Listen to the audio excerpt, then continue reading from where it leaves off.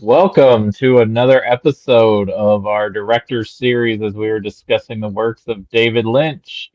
And if you've been watching along, you realize, oh, we haven't gone into The Return. Well, based on Kevin's recommendation, we're doing a little prereq work before we get into The Return. And we have reached the film that many would argue is his masterpiece. If not his masterpiece, this is at least the film that kind of revitalized David Lynch as a commodity director and not just the film nerd circle, and also probably launched another generation of Lynch fans when this film came out, I would say. It also really shot Naomi Watts into the global. Absolutely, because what is it, 6 months before The Ring comes out, roughly? Yeah. Yeah, I don't know, but I remember this sort of blowing up for her. Right, and that's like, and it was interesting not to get moving right along into this, but the character of Betty and Diane, similar is kind of where Naomi Watts was in her career as an actor. She was about to give up and go back to Australia and then kind of landed this gig. And apparently meeting David Lynch because he wanted to meet her in person and then just asked her questions about herself made her feel much better about working with him, which again, as we go through time and time again, it seems that everyone that works with David Lynch feels that way about him. And I think that's what, especially watching this movie, because this is similar to other directors. And I'm like, he makes this, even though there are scenes in this film that make you uncomfortable, it's definitely not as sleazy. And I know, don't mean any disrespect to either Brian De Palma or Paul Verhoeven, but it would be a lot sleazier if it was directed by one of those two individuals. Absolutely. Absolutely. In the best of ways, but it would be sleazier. Yeah. Well, I'll be honest, I'm just excited because, last time we talked about my favorite Lynch film, which is Lost Highway. And tonight we get to talk about Colin's favorite, which is Mulholland Drive. So I'm excited that we're finally here for Colin, and I'm excited for Colin to take us through his ideas on what the film is. And then, of course, there's a lot of things to discuss from that because, that as with any Lynch film, there are layers upon layers, and there is a through line. There is an A to B for the most part, but it's not just about the figuring it out and getting from point A to point B. It's about the various things along the way, the ideas, the feelings, the emotions that come, the various ideas on talking about other things in life, much like Lost Highway did. We talked about all the numerous things that film addresses, and this is a film that addresses so much more. So Colin, like, this is yours, man. Like, this is your night. I'm super stoked for you. You look very dapper. I like the hat. Oh, thank you. I am ready to hear your thoughts on this film, man. All right. Walk us. Yeah, sorry. Well, go ahead, Colin. No, I was just going to say I'm excited to be here too. I even have my Beetlejuice soda. Oh, my fuzzing is making it not work out. Just because recently watched that. Truly bonkers. Mainstream for a mainstream film, truly bonkers. Anyways, it felt like a return to form for Tim Burton for me. Yeah, that out there. It felt like a nice return to form for Tim. Yeah, but not to get too distracted on that. I love this film. This is like I think I enjoy watching. I mean, there's so many Lynch films I love, and Lost Highway is right up there for me. I talked last week or 2 weeks ago about how much it terrifies me, which I love about it. But this is the film that I probably, if I sit down to watch it, I just get like excited again to watch it. And I'm having fun while I watch it. It's definitely a go-to film for me to want to show people.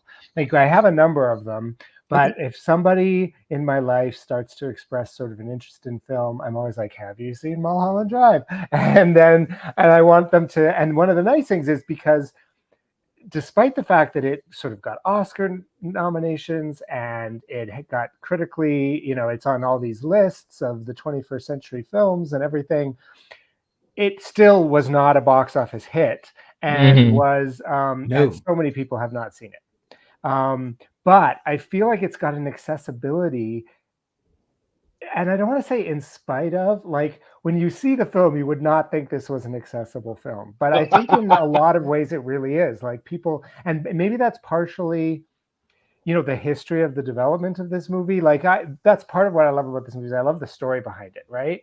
So as a Twin Peaks fan, we can go all the way back to sort of initial ideas for this story being a spin-off of Twin Peaks for Audrey Horne, right? This was going to be about Audrey Horne leaving Twin Peaks, going to Hollywood. Wouldn't we all love to live in a universe where we got that show, right? Like that would be just so much fun, right? And then it got developed into another TV pilot that had nothing to do with, wasn't connected to Twin Peaks, even though I still think from our discussion last week, we all agree these films could all very well exist in the same universe, very realistically. But again, completely new series. And then it gets rejected, despite it being like an amazing, like 90 some minutes of television. But it gets rejected by the network. And David Lynch comes full circle in a few ways, I think. One of them is it's so much like revisiting the Twin Peaks pilot and what he did for the European ending, even though I think this is far more successful sort of as one unit than that's successful in a lot of other ways in terms of what it gave to the whole long series of Twin Peaks. But this one, just really what he does with it, he revisits themes from Lost Highway, which we hinted a little bit about in our discussion a couple weeks ago. There's so much dream logic going on here. Like, I love, this is like the movie that wouldn't die. Like it kept running into barriers, and yet it still came out and it had this glorious reception, despite the fact that it was not ending up being a box office hit. It, is very well regarded overall, has stayed well regarded, I think, since its initial debut. It's not one of those films that had to be re-examined and reevaluated like some of his other work, which I'm so glad that some of his other films like Fire Walk with Me and Lost Highway did get reevaluated. Now we see them for how brilliant they are. But this one never sort of had that phase. And it's still regarded so strongly. And like I said, I just find it so much fun to watch. I just enjoy watching it every time I watch it. I love the puzzle to it. I love I love what he does with the story, how he decides he's going to wrap up the 90-minute threads that he had been developing as potential threads to run through a whole season of TV, and how he fixes the problem of how do you resolve that. I love the, but there's just so many moments in it that I just have a big grin on my face, whether it's the incompetent assassin or the pool, the coming home and finding the guy in the Billy Ray Cyrus. I know. There's the guy behind Winkies. There's just so many moments that I just love in this movie. I love the complicated relationship between Betty and Betty and Rita, all versions, right? Yeah, exactly. Right. Yeah, exactly. I like how all of that sort of plays out. And I like the dream logic aspects of it. I mean, we're spoiling everything in this discussion, so I'll just talk about it. Like, I love that but this film's also 23 years old, so yes, right. Yeah, we have a right at this That's point. right. It's almost a quarter of a century. That's right. And I think that we I love that we get this sort of taste of how Diane wishes she could. We talked about the theme in Lost Highway of I want to remember things the way that I do. This isn't necessarily remembering. This is more of fantasizing about a life that never was and could have been, and all of that. And I just think there's something so beautiful and tragic in that. And of course, Dan is the master of her own demise. And she's, to blame. Again, you could say another film where the central character is the bad guy. This one is a little less, I think, straightforward that way, but it's still Yes and no. Like when you get to the final revelations, though, you're kind of like, damn, that's cold. Yeah, like, no, like for sure. I get it, but that's cold. Yeah, no, definitely. Definitely. So I just have so much fun, and I love watching this with people for the first time. I tell them, look, we're not going to talk anything about it. We're just going to Yep. watch this film. I'm not going to tell you a single thing other than it got Naomi Watts's sort of out of Australia career started. And that's all we're going to say, and we're just going to go from there. And I'll say this for it. It is Yeah. responsible for one of the biggest laughs I've ever had from a David Lynch film. And it's responsible for, quite possibly, other than Ben Gardner's head in Jaws, the greatest fucking jump scare I've ever seen in a film. Yeah. And it is genuinely about how you build tension and build dread in a scene. And we will definitely talk about the Winkies diner, because I think that scene is incredibly important to what the film really is. It's also a masterclass in how you set up and deliver, like the tension and dread, and then the release. It is brilliant.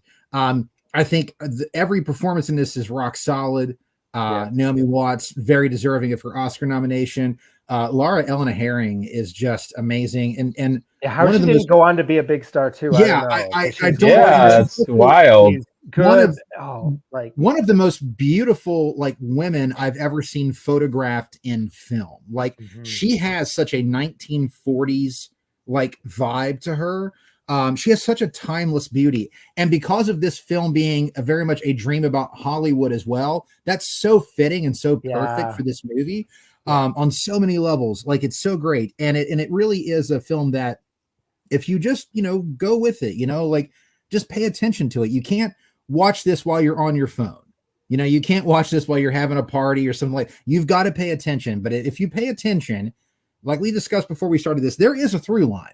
There really is. And it's very upon watching it again, as I said, it's been about a decade since I've watched it. And it was, to me, this time it was so obvious. I'm like, how could anyone not get that? If you're paying attention, even remotely, how do you not get that? And I really was stunned by, part of it is also too, because my favorite film of his is Lost Highway. And through all the analyses I'd done of that film, when I watched Mulholland Drive, I was like, oh, I totally see what this is now. I get what this is doing. And it's just kind of boom. Yeah, that's it.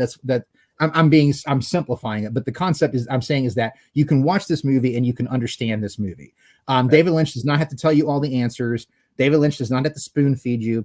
If you just do the work of the detectives in this film, if you just do Robert Forster's job, and God bless, I would have loved to have seen this go to a TV show, because Robert Forster would have been in it. I'd forgotten how little he's in the movie. But it's one scene. Good. I know. Yeah. Thank God he got his druthers in The Return. That's all I'm saying. He got his druthers in The Return. Lynch paid that favor back. And he gets to be in that TV show. Doesn't that actor that's in his partner also show up in The Return as a cop? He does, yes. I think he's one of the other FBI agents at one point. I think so. Yeah. I think so. But it's one of those movies that when you watch the film, everything that David, and this is why I wanted to watch these particular films before we get into The Return, because everything that David Lynch is in his modern sense of being a filmmaker is in Mulholland Drive. You get the off-key humor, you get the genuine terror, you get the pathos, the tragedy, the sort of melodramatic aspects of it. You get a little bit of everything. You get the sexiness, you get the danger, you get all of those things in this movie. And this movie is almost just this and Lost Highway are for me a perfect microcosm of where Lynch has always wanted to be and where he finally is as a filmmaker. What he wants his movies to do, what he wants them to be, how he wants them to feel, how he wants them to look and sound, and all that stuff are so packed into those two movies that The Return just feels like this beautiful extension. He had to make Lost Highway and Mulholland Drive. Those films had to crawl so that Twin Peaks: The Return could fucking run, man. It's all there. It really is. And this is one of those movies that, if you just take the time and watch it, it rewards you. And it definitely rewards repeat viewings. And it definitely rewards repeat viewings as time passes, because how you interpret it one day and what hits you that time, 5 years later, it might play completely different for you now. And that's the beautiful thing about Lynch's work. And what good art does, it invites you to come back and look at it again, and it invites you to look at it from a different lens this time.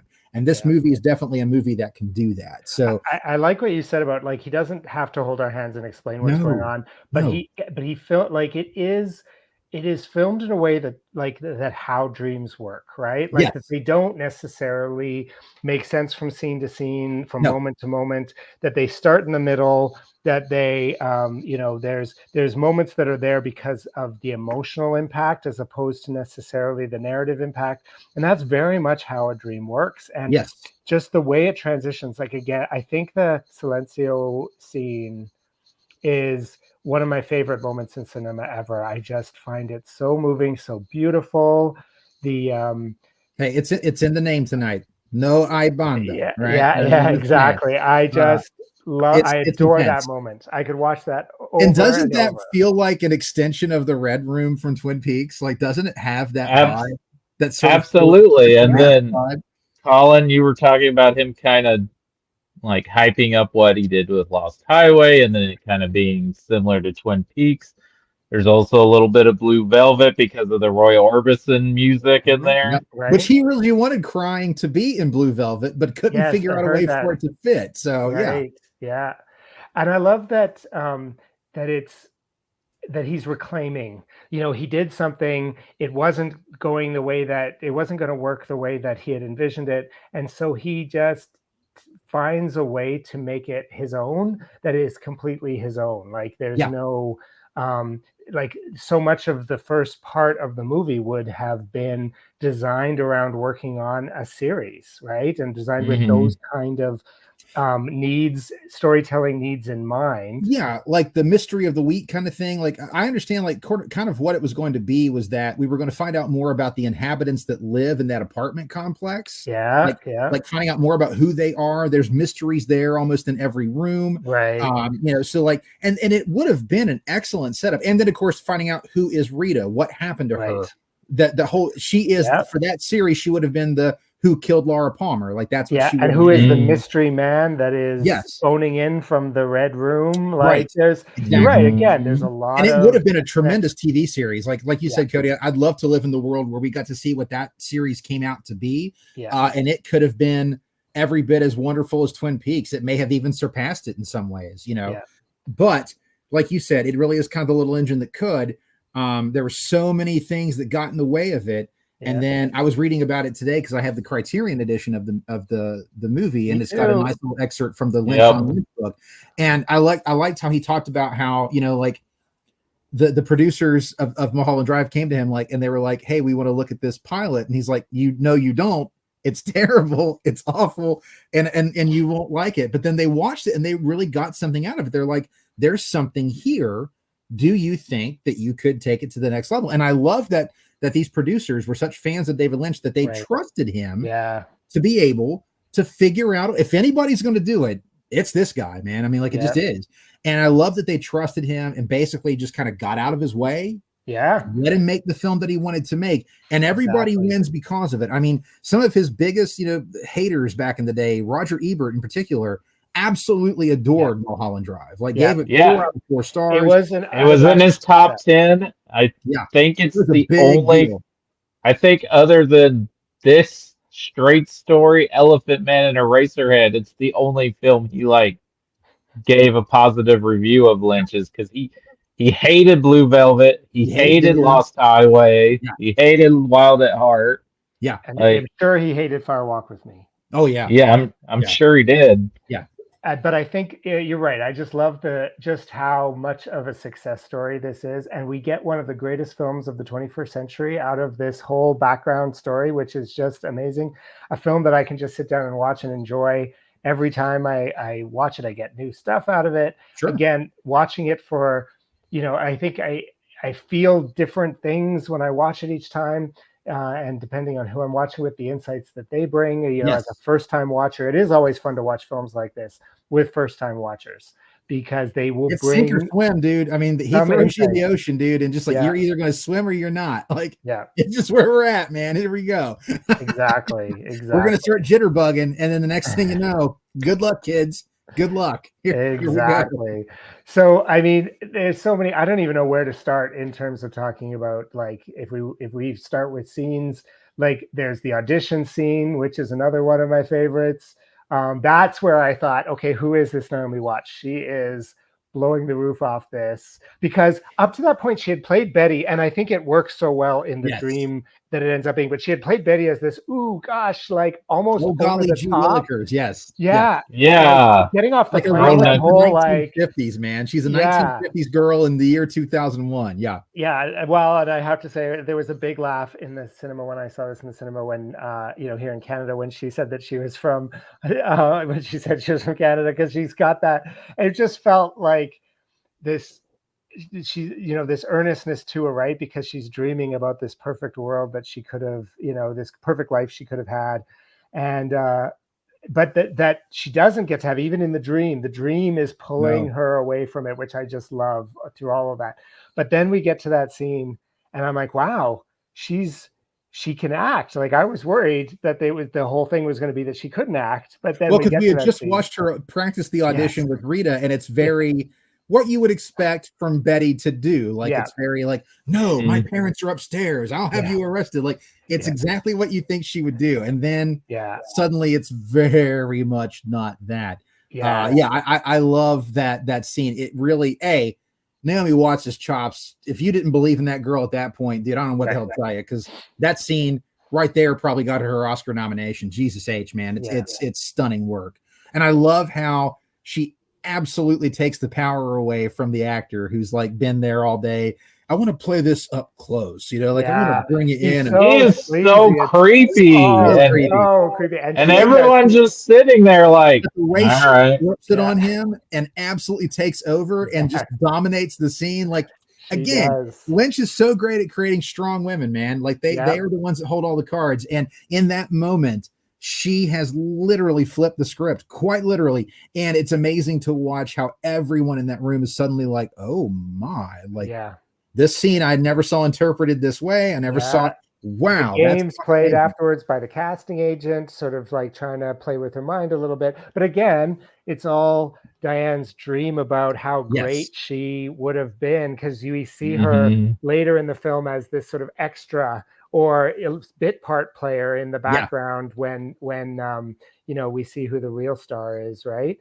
I think but here's my question to you, though. Do you think that Diane was truly capable of doing that performance? Because I myself think she was not.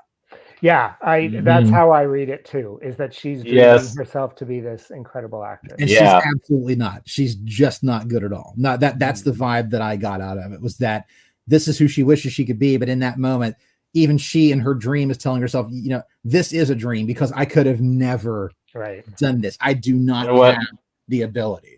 And then when they take her to the set where Justin Theroux's character is, going through the motions of the auditions, but he's been threatened, you have to cast this person. This is the girl. When he looks at her, it's like they lock and they recognize each other, or it's her kind of coming back to reality. And she's like, no, I want to stay in the dream. I want to stay in the dream. And you know what's so great about that is that for the purposes of what the show would have been, that scene would have meant something completely different.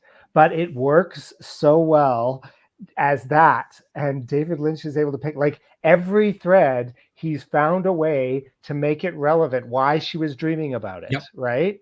Like, just the genius of that, I think, is so remarkable. Like, again, compared to what he was able to do with the European pilot for Twin Peaks, the Twin Peaks pilot, this is just a completely different level of him being able to take what was there, remold it into something completely different, and something like, as much as I'd love to live in that timeline when we got that TV show, I love that I live in this timeline where we get this movie. Because the great thing about it, though, is he did not, unlike the pilot of Twin Peaks trying to make that into a European film, there was no compromise.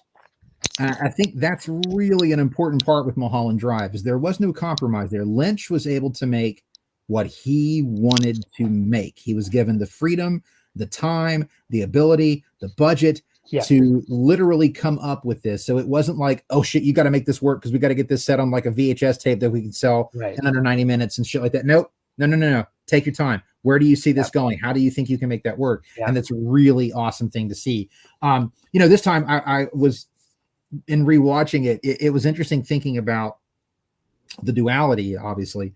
But what I thought was interesting was that you could look at the dream as absolutely they were still using their correct names, because one of the things I remembered is that almost every actor, they never use their real name. They use a fake name, right? So Betty could absolutely have been Diane Selwyn's stage name. That could have been her actor name when she was going to Hollywood, when she had to make sure she. So I was like, that was an interesting thing to just kind of think about. Yeah.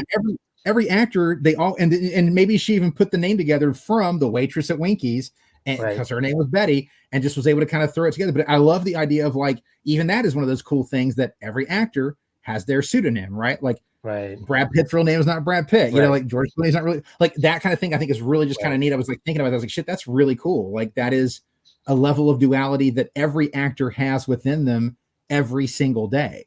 You know, like they've all got their fake stage name. They've all got their, their other self, basically. And for most of them, they work two lives. There's the work that they do as like a waiter or a waitress or whatever dead-end job they can get just to pay the bills. And then there's their acting self, the self they really want to be, the one that gets to go audition, the one that gets to be in plays or in movies or whatever. Like every one of those people in Hollywood has that dual nature, which I think is just really interesting. Well, it's definitely a dark picture of Hollywood. And I think that, obviously coming from David Lynch, his experiences with the Dream Factory have not necessarily been, the rosiest. So you can definitely see him working out some of his feelings through the Justin Theroux character in The Dream, at least.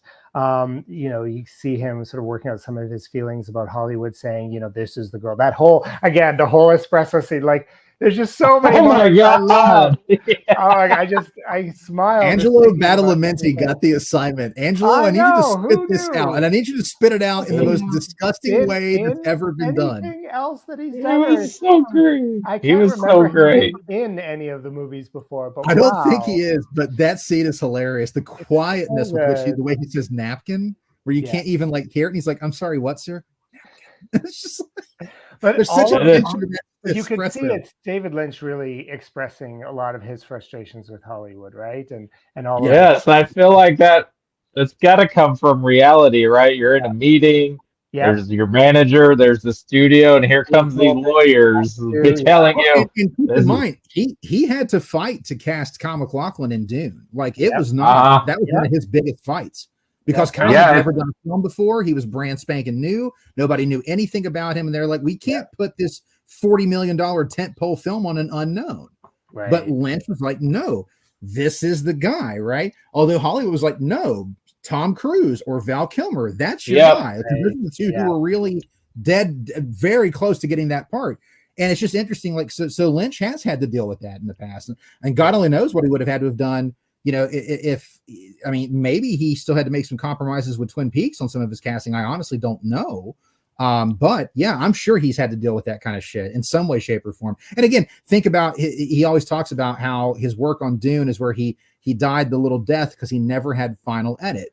And I think that's something that this film is him working through a lot of that still, because he still to this day has trouble talking about Dune because of how much that really, and again, that's David Lynch working within the genuine, honest to God Hollywood Dream Factory system, Universal Pictures, Dino De Laurentiis, $40 million budget, all this crazy shit. Like that is, he will tell you that's his nightmare, production, that was the nightmare of nightmares. And it's really kind of interesting that Universal put out Mulholland Drive, which is kind of interesting that they were the distributors.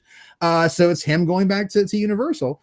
And now, Universal for the past several years have been begging him to come back and make your director's cut of Dune. We'll give you everything you want. Come back and make it. And he's like, I don't know. I don't really want to. I mean, he's warming up to it more each year, but he still hasn't gone back to do it yet. Sorry, go ahead, Cody. I was gonna say, that's a wound a lot of directors have. I mean, David Fincher's never going to talk about Alien 3 unless he has to. Right. But it's a big, and I mean, it definitely reshapes who he is as a director, because if you look at it, yes, Eraserhead was a fully formed original film of his idea, but it took like 5 years to make. And then he goes and makes basically a prestigious Hollywood drama that he just happened to be the right director for. And he had support there. But then he went to a tent pole, what was supposed to be a blockbuster in competition with Star Wars, and the failure of its successes and whatever he feels creatively that he didn't get to make from it shapes the filmmaker he becomes. Because, his immediate next movie is another fully formed original idea that is pretty much the basis of where Twin Peaks comes from, and where really all of this, like, in a lot of ways, Mulholland Drive feels like the combination of Twin Peaks and Blue Velvet together in the second part of his career. Well, and Lost Highway too, because of the Yes. connections with the dreams and the. But I was wondering. So and I've never read that there was a connection of this, and maybe there was. Maybe I just missed it. But this film just really evokes Sunset Boulevard for me. Absolutely. I was Not thinking the because- same thing. It's Lynch's The favorite apartment, movie. There are Like, he's two been on famous record roads architecture. in Hollywood, right? Yeah. Mulholland Drive, Sunset Boulevard. But also it starts with a and dead again, person who's It starts with a reflecting dead back. person telling the story. Yeah. Yeah. Well, and Yeah. remember what's Cooper watching in The Return when Dougie finally makes the move to become Cooper again? What's he watching on TV? Oh, I had Sunset forgotten Boulevard. that. That's interesting. Yeah. And Betty, So, I mean, Betty Lynch is one of the said main it's his favorite characters. movie. Betty's one of the main Mhm. characters in Sunset Boulevard. Yep. But also the darkness of As is Gordon of this Cole. Hollywood story, right? And the darkness of the story, right? The darkness of Hollywood is in that story too, right? The tragedy, Yeah. the being the author of your own, misfortune, but also, sort of at the hands of the system that chewed you up and spit you out, right? Yep. So, for me, this very much has a connection to Sunset. I don't know if I'm he fairly certain must that- have been thinking about it somewhat. He was, because there's the shot, of course, of Sunset Boulevard. One of the cars in one of the scenes in the film is a car that was actually used in Sunset Boulevard.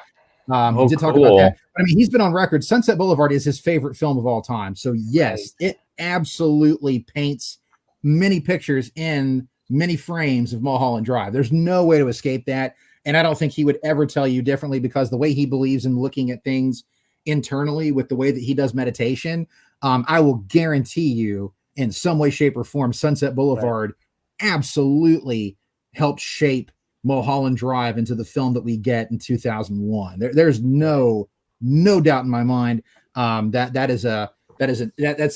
absolutely a must be kind of thing. I thought it was interesting. He talked about the origin of Winkies was basically, it was shot at a Denny's, and it was a Denny's that he always went to, where a lot of actors went to like get ready for the day to go out and start doing all their auditions and stuff. Right.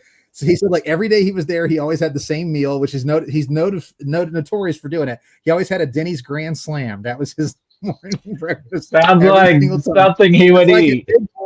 A big boy, he always got like a burger, All American, shake, like the All American. Yeah, always had the same thing at Big Boy. He did the same thing at Denny's, and he talked about like you could feel there was an energy in that building, and it was both the positivity of like the dreams that were about to possibly get discovered, but then also just that feeling of that dread of what if you don't, and how many people don't make it. And that's where a lot of the genesis of the Winky scene in the film, the ending of that scene comes from, as he talked about, the energy that was in that building, every single day that he was in there. So I think that's an interesting thing, again, drawing from his own personal job of, moving to Los Angeles in 1970, from Philadelphia, like that's a big shift, man. Like that's a massive, massive change. And to be able to, as he would freely admit, he's been lucky, like in a lot of ways he has been. Like he may not have been able to make every film he's ever wanted to make. Lord knows he's got plenty of projects that never got picked up, but he's had a career. He's now got an Academy Award, like he's worked with so many wonderful actors, helped discover so many wonderful actors. And he's really had a great career. This city has been overall in a lot of ways good to him. He loves Los Angeles. That's why he lives there, but yeah, I think when you look at the experiences of David Lynch as a director, making his way through to become David Lynch, when you look at, and I'm sure he has plenty of friends who are actors like Jack Nance and those guys who were doing everything they could just to pay the bills, just to get to the next audition. The movie really, it feels like a love letter to the Hollywood that kind of almost never was, but everybody wishes was. And it's almost a love letter to every actor, writer, director who never made it. Right. Which is the majority. Like, let's be honest, that's like 95% of the Yep. people there. It's almost like a love letter to them, like a hug to them to say, man, I just want you to know you're seen. You are seen. We know that your stories may not get told, but in this film, I want you to know you are seen. And I really love that vibe of it. Like I said, it's an interesting film to rewatch, because I know, of course, now what the film is. I know what scenes are going to happen and all that stuff. But it's amazing how even knowing all that, the emotions that I go through when I'm watching it, the dread, the fear, the joy, the laughter, the sorrow when you get to the ending of it, you really go through the gamut of emotions in this film. So yeah, it's definitely. It's if someone tells me, like you, Colin, when you told me it was your favorite Lynch film, I'm like, yeah, dude, I totally get it. Like, I totally get it. You're not wrong. You're not wrong at all, because it's an amazing film. And honestly, if Lost Highway doesn't exist, it probably is my favorite Lynch film, or it's tied with Twin Peaks: Fire Walk with Me. But Lost Highway does exist, and Lost Highway is my baby. But the way you feel watching Mulholland Drive, like I said, that's how I feel watching Lost Highway. That I get energized by those. Once that dark road starts coming and that David Bowie track starts up, I mean, like I'm geeked, like just absolutely. Well, geeked. I love what you said about the love letter to all those who didn't make it, because it really does feel though, and that's why I said maybe, as much as I think it is another movie where the main character is the bad guy, I think that it's more nuanced than that, because I think that the movie helps you. Like, I don't think Lost Highway wants you to sympathize with. No. I think it does. This one, it does want you to sympathize with Diane, but not necessarily excuse her behavior and not justify. No.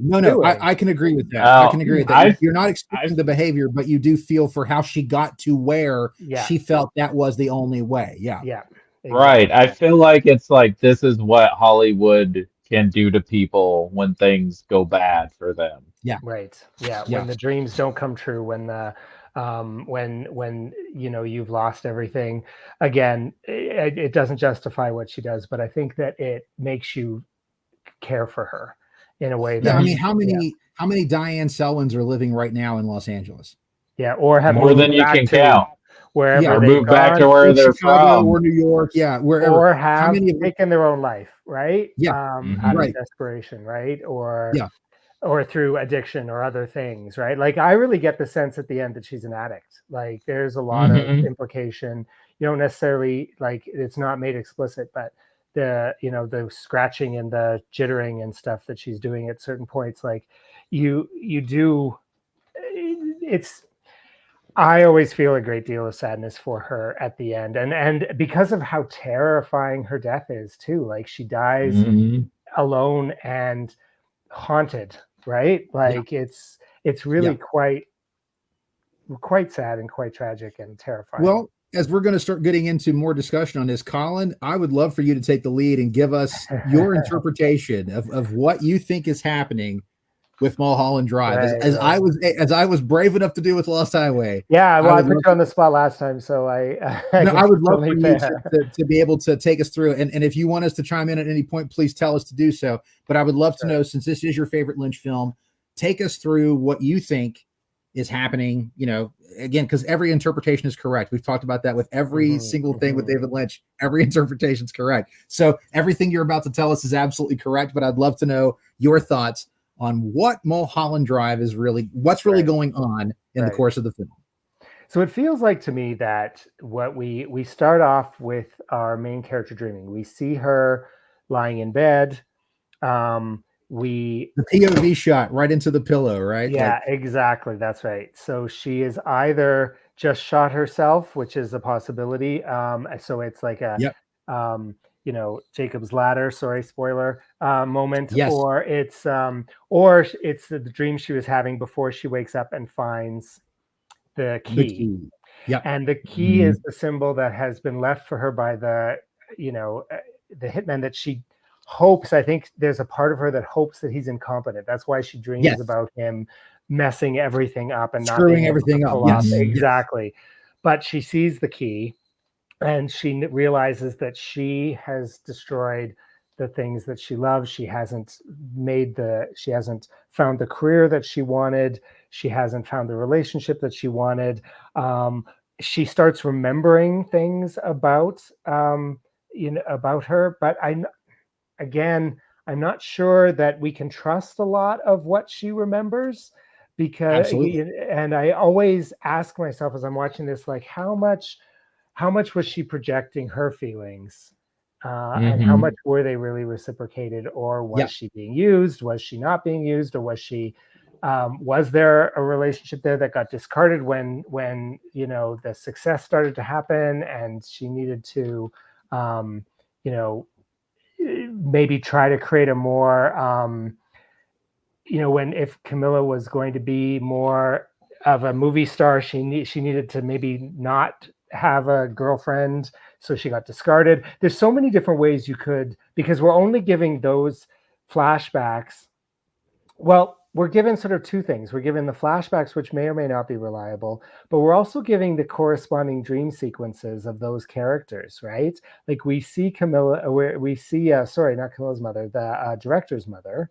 And yet in the dream, she's envisioned her as a friend of her aunt's who has sort of taken her under her wing, right? So we get interpretations of the people in her life as the way she dreams them. So there's, as I understand it, her dream is being informed by her emotions about those people, right? I mean, we watch as the director gets, and why am I blanking on his name?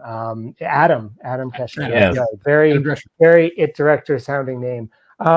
We watch as his life gets like pulled apart in front of him because she's desiring to see those things happen to him, right? I mean, we see him being cuckolded because she feels like she was, right? And she wants that to be put onto him. So there's a lot of sort of her wish. So again, how much of that, like, I feel like the only parts that we are seeing that are true, for lack of a better word, is well, then there's a combination of things there too. I was going to say that, are the moments post key, right? Because that's when she's living in that moment. That's the moment that we're experiencing. She's remembering the dream that she had, that she woke up to in this moment. And then she's also thinking back to other related moments that give us the background to get us to why she's here. And then she destroys herself because she just can't live with herself anymore. And so we're understanding how she got to the point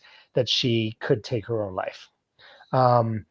But again, with some of the dreams, I think that in the dreams, there are moments, whether it's the cowboy, whether it is the blue key that looks different, but is, sort of appearing.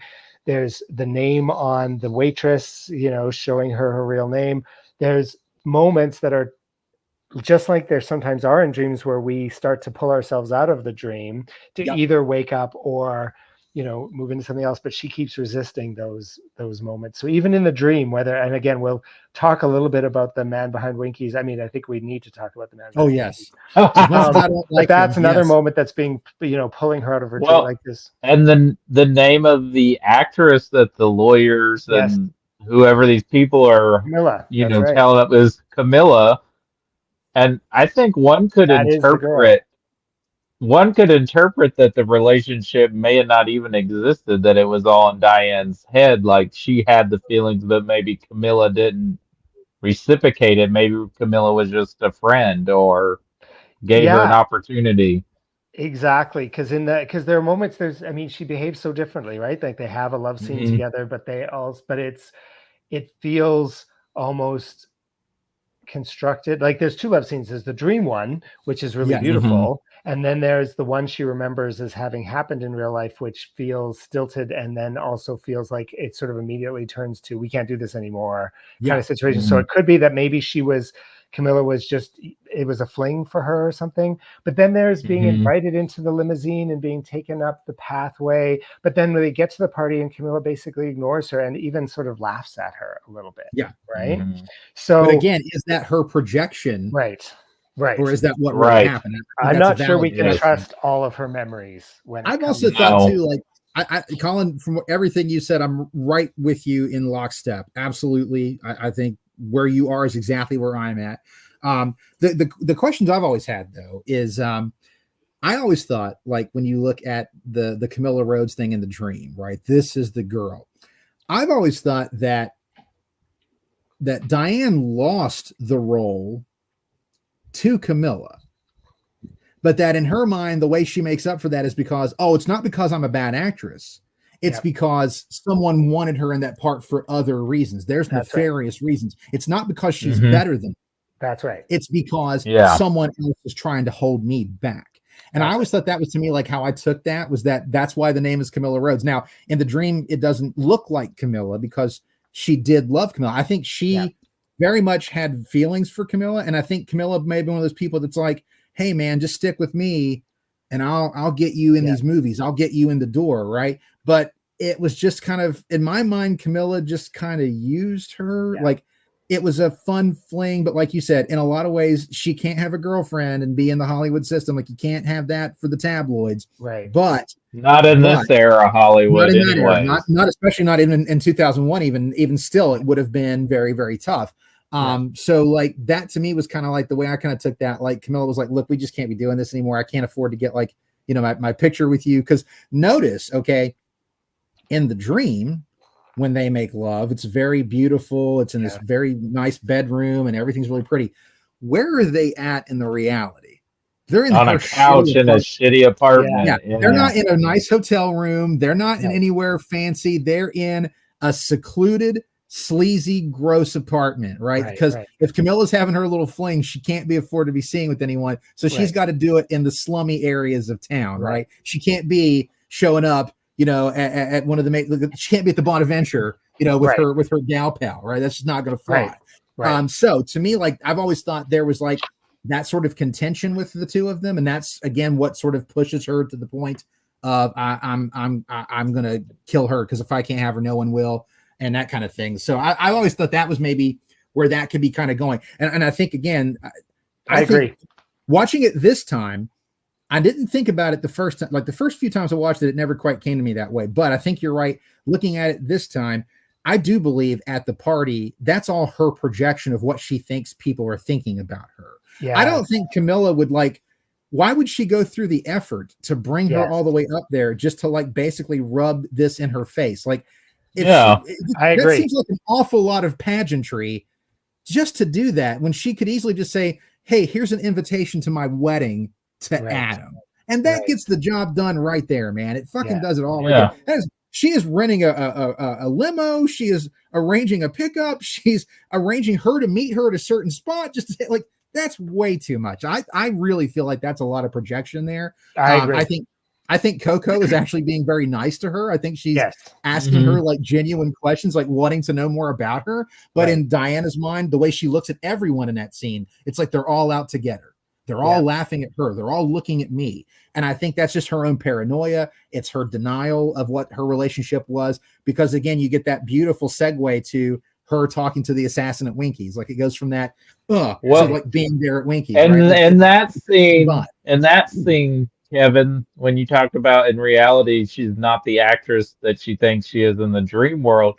She doesn't even say a headshot. She says like a resume picture or something. Like, she doesn't even use the correct terminology of the picture he gives her. She gives him. It's just like I said, in my mind, I think she went there thinking she could do it. I think the Jitterbug story is legit. I think she won a contest.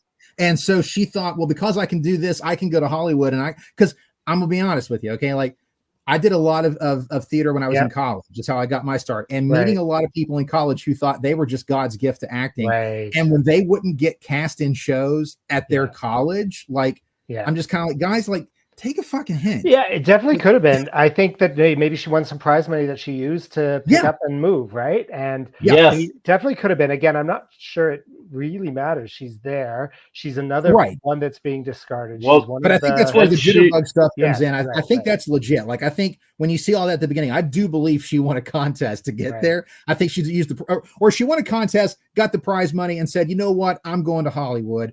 Use the prize money to get there. I will ask this though, because this is my theory again, because this is a movie Yeah. where you can have all kinds of theories on all kinds of different things. This is just one I want to ask you Yeah. guys. Are the old people that she comes out of the airport with, do you think those are her parents? Oh, I didn't even And I think always, about that.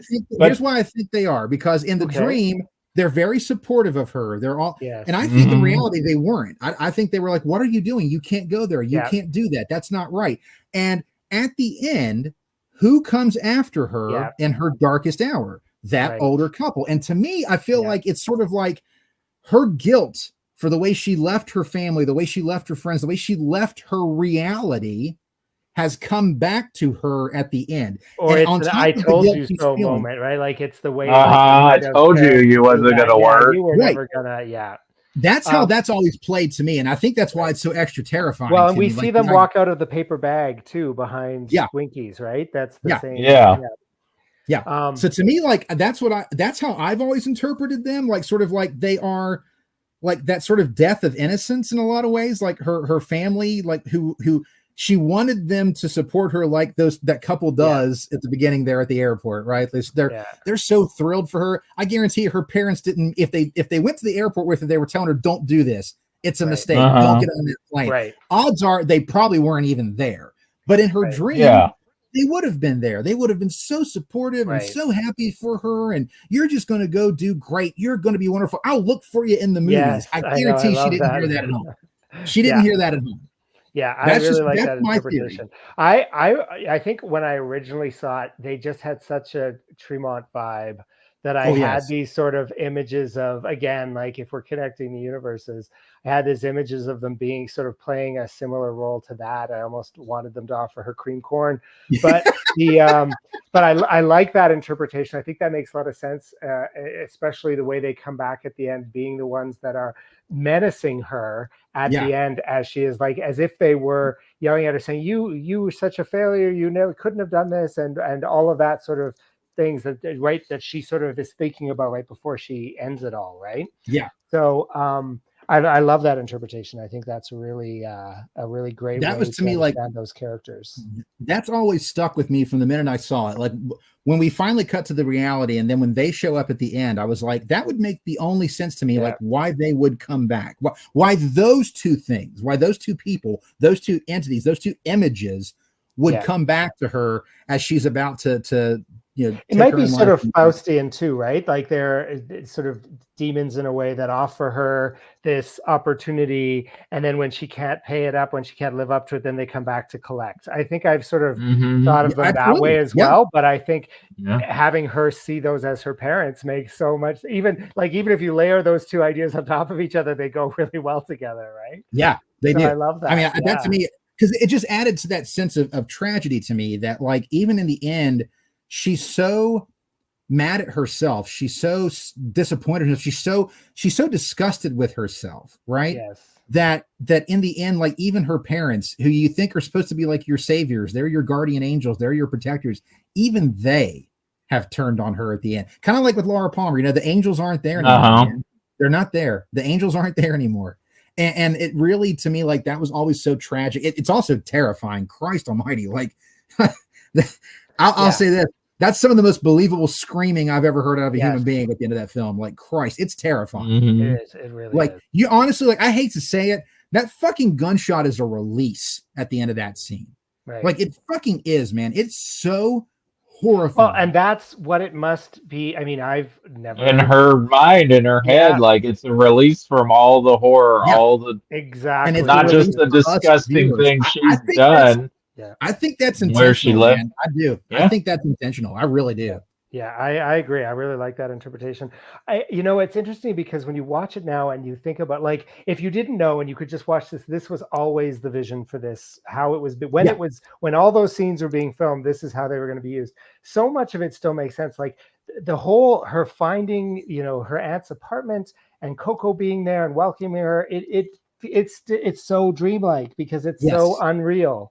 It is so welcoming and warm, and it's got this lived-in feel. Like the apartment isn't a new apartment, but it's lovely and it feels lived in, and it's feels warm. Yeah, exactly. And she's creating this safe space for herself, and she takes Camilla erases her identity and Yep. gets to build her up from scratch the way that she The wants way it to she be. visualizes her or wants her Where to be. she's Yeah. dependent on her and she loves Mhm. her. Right. And yeah, Yeah. And she's the absolutely. only one who can help her and save Yes. her and all of that. And when she first discovers her, she's naked in the shower and she gets to protect her and watch over her. And she immediately goes to being caregiver. She doesn't Oh yeah. question, she doesn't get scared. She doesn't question, why is this person like, Nope. when she finds So out that she's not who she thinks she is, she doesn't start to get suspicious about why she just, yeah.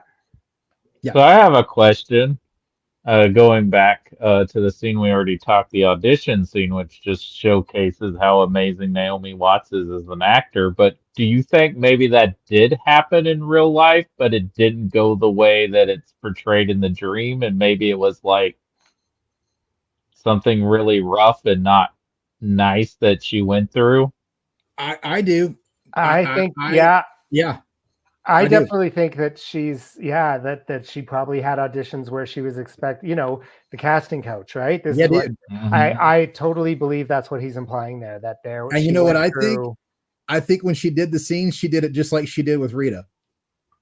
Mhm. I think in her actual audition, she did it just that way. And why? Because A, in her mind, that was the right way to deliver it. But B, when you have I guarantee that guy was all over her just like he was in the scene that Yeah. we see. Like, I feel Yeah. like that is almost Yeah, and exactly. then his comments when the director's like, "Don't be rushing and don't deliver that way," and he's like, "Well, he's like, it's They all delivered reacting," the and same all these way, girls, right? yeah. Yeah, no, I definitely think there's an implication of that there. Again, there's also her projecting her dominating the scene instead. And I think that makes sense. Like Hmm. she's imagine if she was whether you would call it a sexual assault or it would be a something she consents to but against, not because she wants to but because she thinks she'll get something out of it. Right. Either way, if she's feeling Hmm. victimized, she instead remembers it as a way where she totally dominates him and turns him into a little puddle on the, She takes the power back. Yeah. exactly. Yeah, Yes. very No, much so. I I think think that's what really, I she's think doing. that's her reinterpretation of an actual thing that went down. I thoroughly believe that I believe is legit. I genuinely do. So one thing I didn't know, jumping to another scene, was the scene with the assassin that's in the dream, was part of the reshoots. It wasn't part of the initial pilot. Really, that's Something I didn't Okay. know. But what I love about that scene is, again, first of all, it's such an enjoyable scene to watch. It's that okay. When I funny. said two of my It's favorite dark. scenes Lynch has ever shot, that Yeah. right there is one of the funniest scenes because Yeah. it is an absolute masterclass in escalation. Yes, It just exactly. keeps getting But worse. again, my interpretation is she's dreaming that because she wants the guy that she hired Yes, to offer I love complete to agreement. be incompetent Yeah, and to complete make it agreement. about being him, not about her. Um, but I want to talk about Winkies. Okay, so Yes. first of all, a few things like who would that guy have been in the series? Like that's not connected to anything Oh, else the that Ben. happens in Yeah. in the dream sequence part. Um, I don't know where that was going. But also, I mean, in this movie, what I love is the way that she's taking herself out of the moment, right? Like, obviously, Hmm. the real life scene is her hiring the hitman. Yes. Um, and she's remembering that moment, but in a different way where she's not even present. I mean, she is because her name is on the waitress's tag, but she's one step removed or three step, however many steps removed. I mean, I love the way that it works in the final film. I've always wondered what the intention for that was going to be in the series, though, too. What was that actually Yeah. shot for the series? I believe it was. Wow. I hope I'm not wrong on that, but I believe that it was. Wow. Um, Because I but honestly thought that would have been shot for the film, like because that scene is kind of key to everything that we're kind of talking about in this film in a lot of yeah, ways. Like, and also on a Hmm. layering process as well. Like the idea of what could really be being said about the scene, let alone what it means in the construct of dreams and reality. right, right. But there's Well, the there's a guy lot. does Well. show up at the party. We see the guy at the party, Yep. um, Hmm. but very just briefly. And the cowboy you see off in the distance too, like Yeah, I see him you walking in the can back. barely see Yeah. him. Yeah, yeah. Which, not cutting to that scene of what we're talking about, that's got to be like the most calmest anyone's ever been with a death threat. If you do it right, you only see me one more time, but if you do it wrong, you'll see You'll me see me twice. too. Yeah. But he doesn't. He's like, I need you to stop being a smart aleck. Like he's just Yeah. so calm, even though you're like, he seems like he could just kill this man with like out hesitation. Snap a finger. But it's Now, Colin, for you, what is the Winky scene? What do you feel like it is? So again, I for me, it's about reflecting her being in that moment and almost wishing she could take it back, that she could take Mhm. herself out of it, right? Wanting her to distance herself from the events that are happening in the real world. But yet the dream is pulling her back in by the waitress who looks like her, has her name. And, they're sitting in the booth. The guy's talking about a dream. Like, I Yep. think that's what's so interesting about it is that I think mhm. it's one of those moments where she's coming closer to the surface.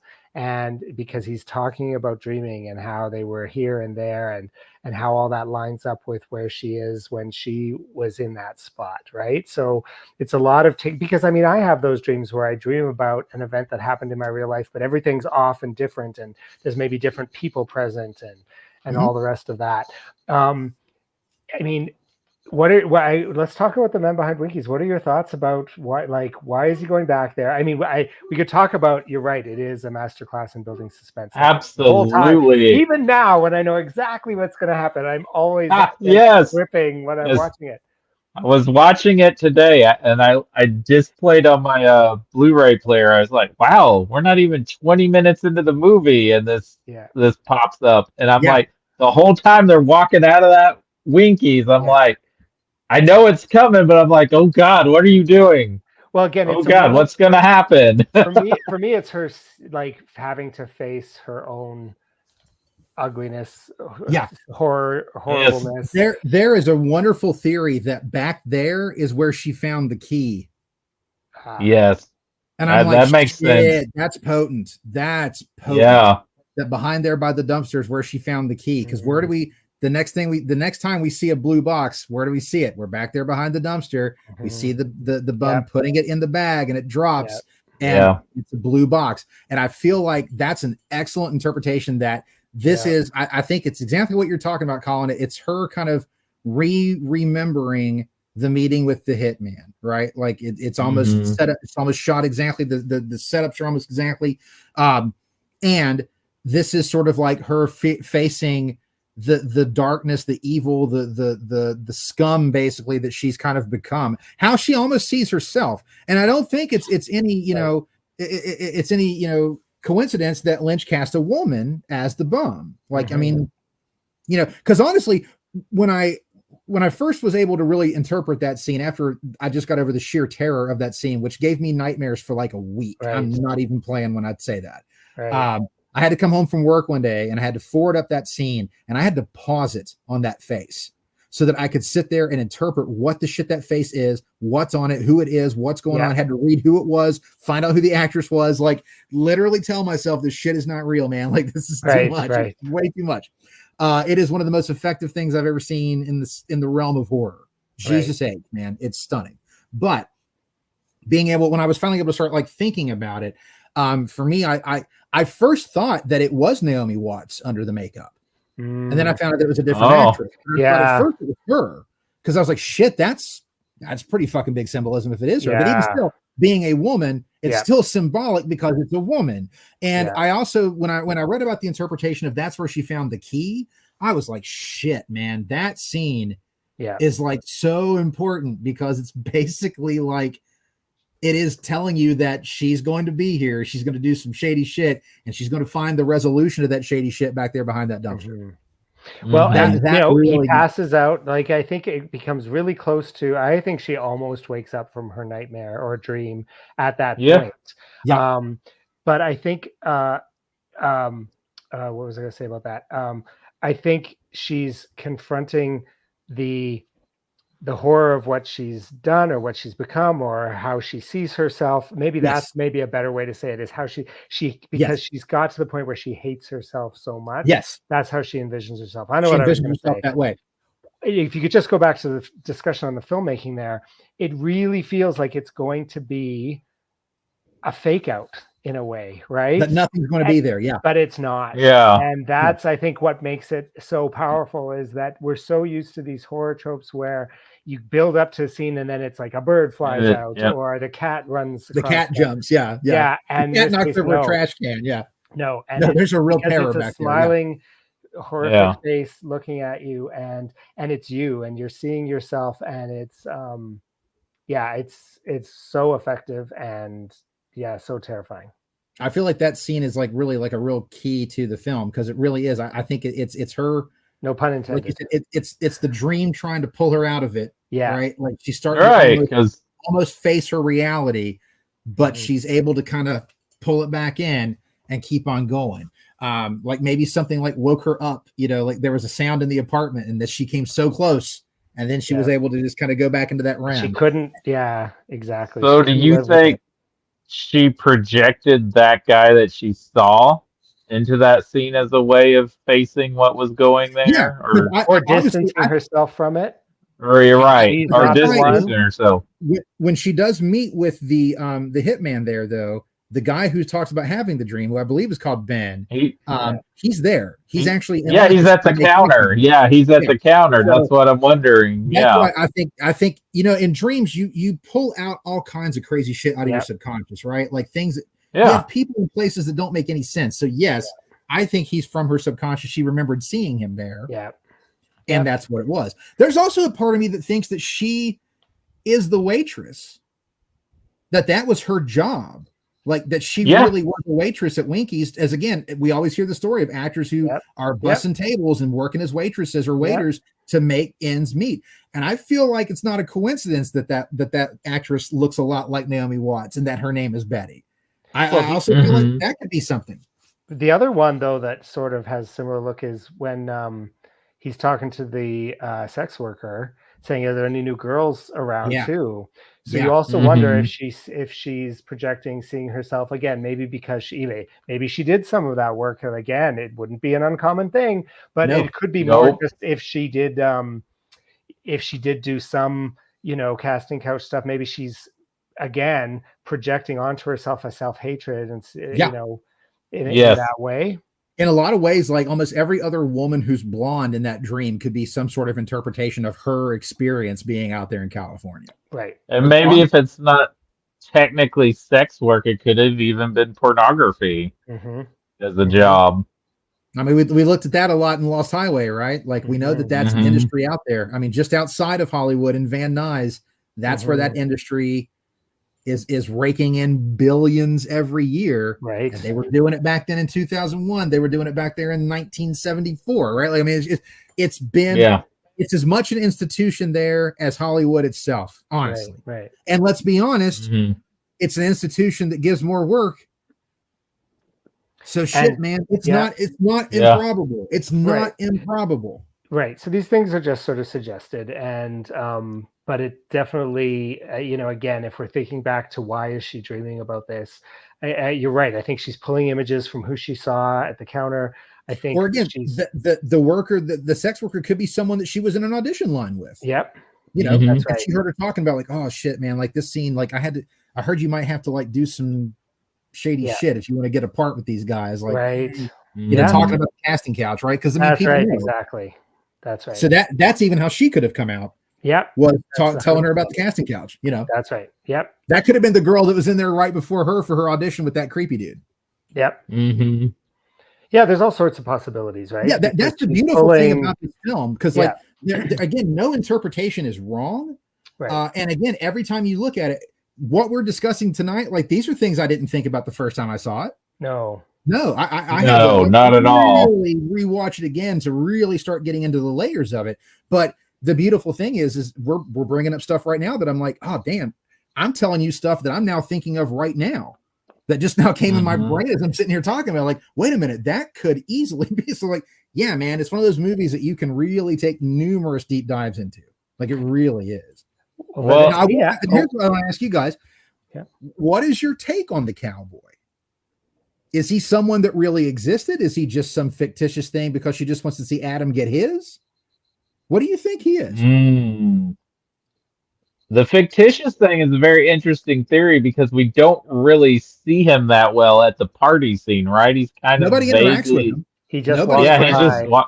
you could barely see him too in the party too. It's like he's almost a vague reflection or a sight, like he's out of sight, like he's out of focus. So that I would be kind of think, interesting too. I think he's just like something that she would like to see happen to him, like Yeah. sort of a manifestation of why Well, I I didn't think get it's connected cast. to some of the other like aspects that we might, like, as Twin Peaks fans might refer to as sort of like Red Room aspects, or in that, Mhm. because the next scene we get into the espresso scene and the meeting, and there's the phone call. There's the guy on the other Which, end of the phone. Yeah. There's the phone call yeah. to Diane. This, I Yep. think this has hope. I'm not mixing it up, but there's a scene where the phone call in Diane's apartment is rung and nobody's answering it. Again, I wonder if it's the moment she's dreaming and her phone is ringing and she's Right. refusing to wake up.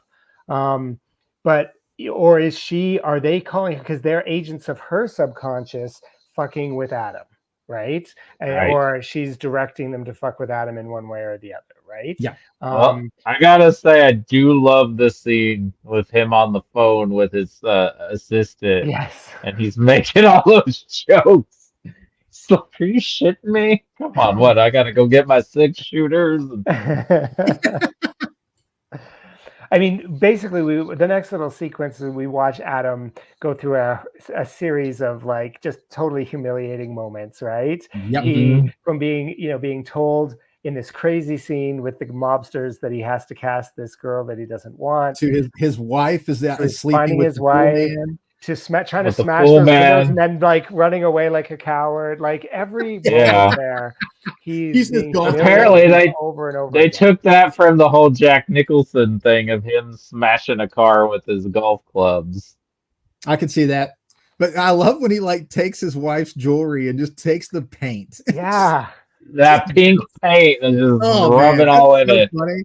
Yeah. And just Billy Ray Also- Cyrus just kicking his ass all over the place. Like, Also, but I just love, being like, calm I love how he's through so the whole calm. thing. He's just like, Yes. like, you know what, man, just walk away. It's a lot easier if you Yeah. don't think about it. Yeah, And then he the never next gets time mad. He's just like, she's no, you yelling at can't him, do and he this. just goes, well, Yeah. he's probably under a lot of stress. He's probably upset too. Yeah, he's like, it's so funny, man.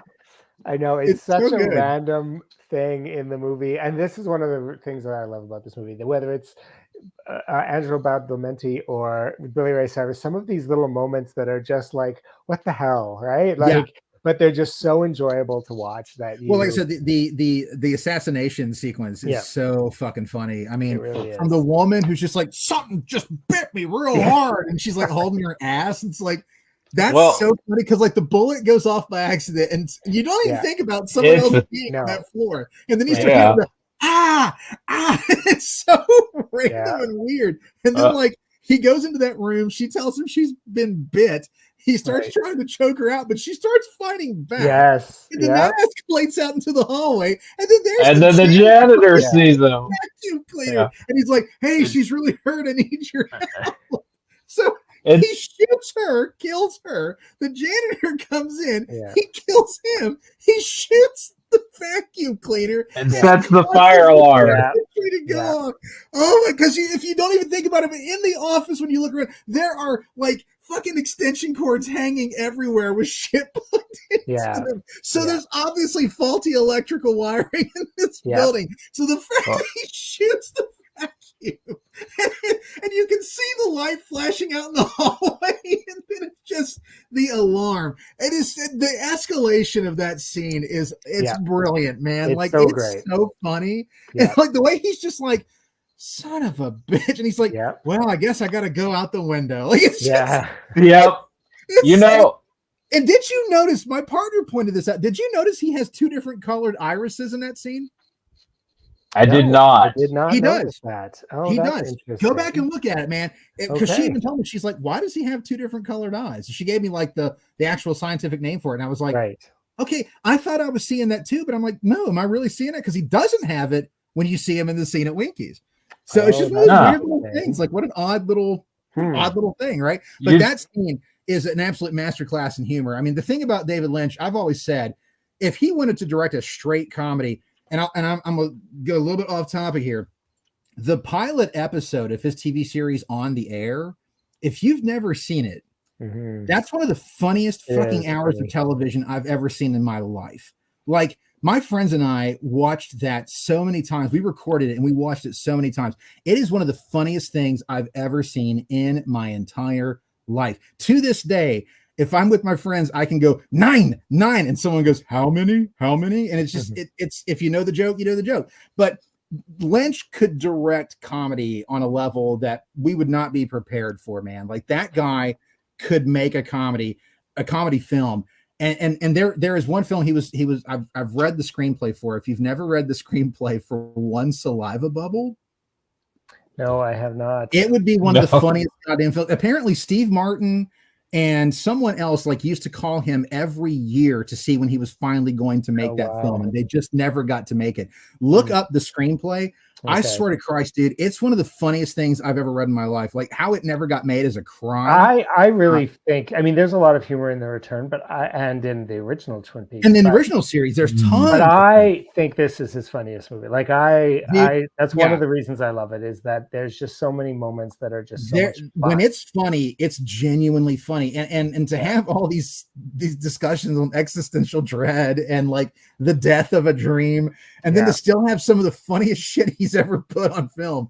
Like, I mean, goddamn, dark humor. This scene is pretty dark. He's killing very dark, people while he's it's very Lynchian, but it feels like a Coen Brothers scene, right? It feels like a dumb criminal. There's almost a part of you that's like, yeah, I've had days like that.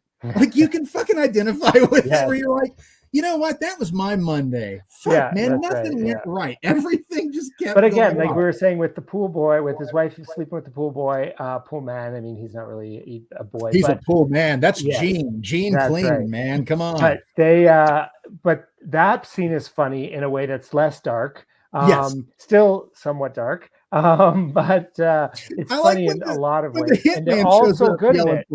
Thoreau's delivery in that is great. Cyrus is funny, in the way he's so zen about the whole thing. His wife is hilarious, and how upset she is. Like, clearly she's wanted to give him for a long time, and now it's her chance, and she's just gonna go for it. I love when the mobster shows up and he's just like, Adam Fisher, and then she comes in there and she's like, you tell him, like, he's like, and so she starts fighting him and he knocks her out, and then here comes Billy Ray, and he's like, and he gets into a fight with him and knocks him out, and then he finally knocks her out, and he just starts going, Adam Fisher, like, it's perfect, man. Like, that's just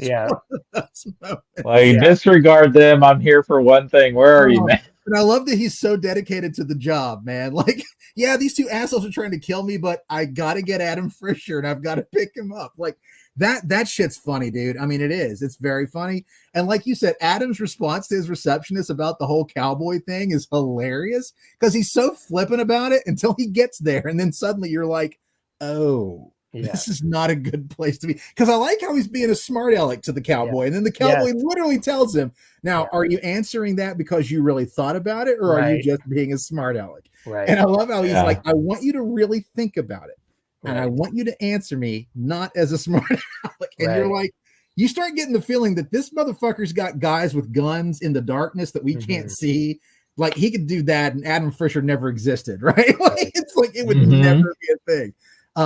But I will say this about the cowboy. Like, I'll say this. We do see him 3 times. Yes.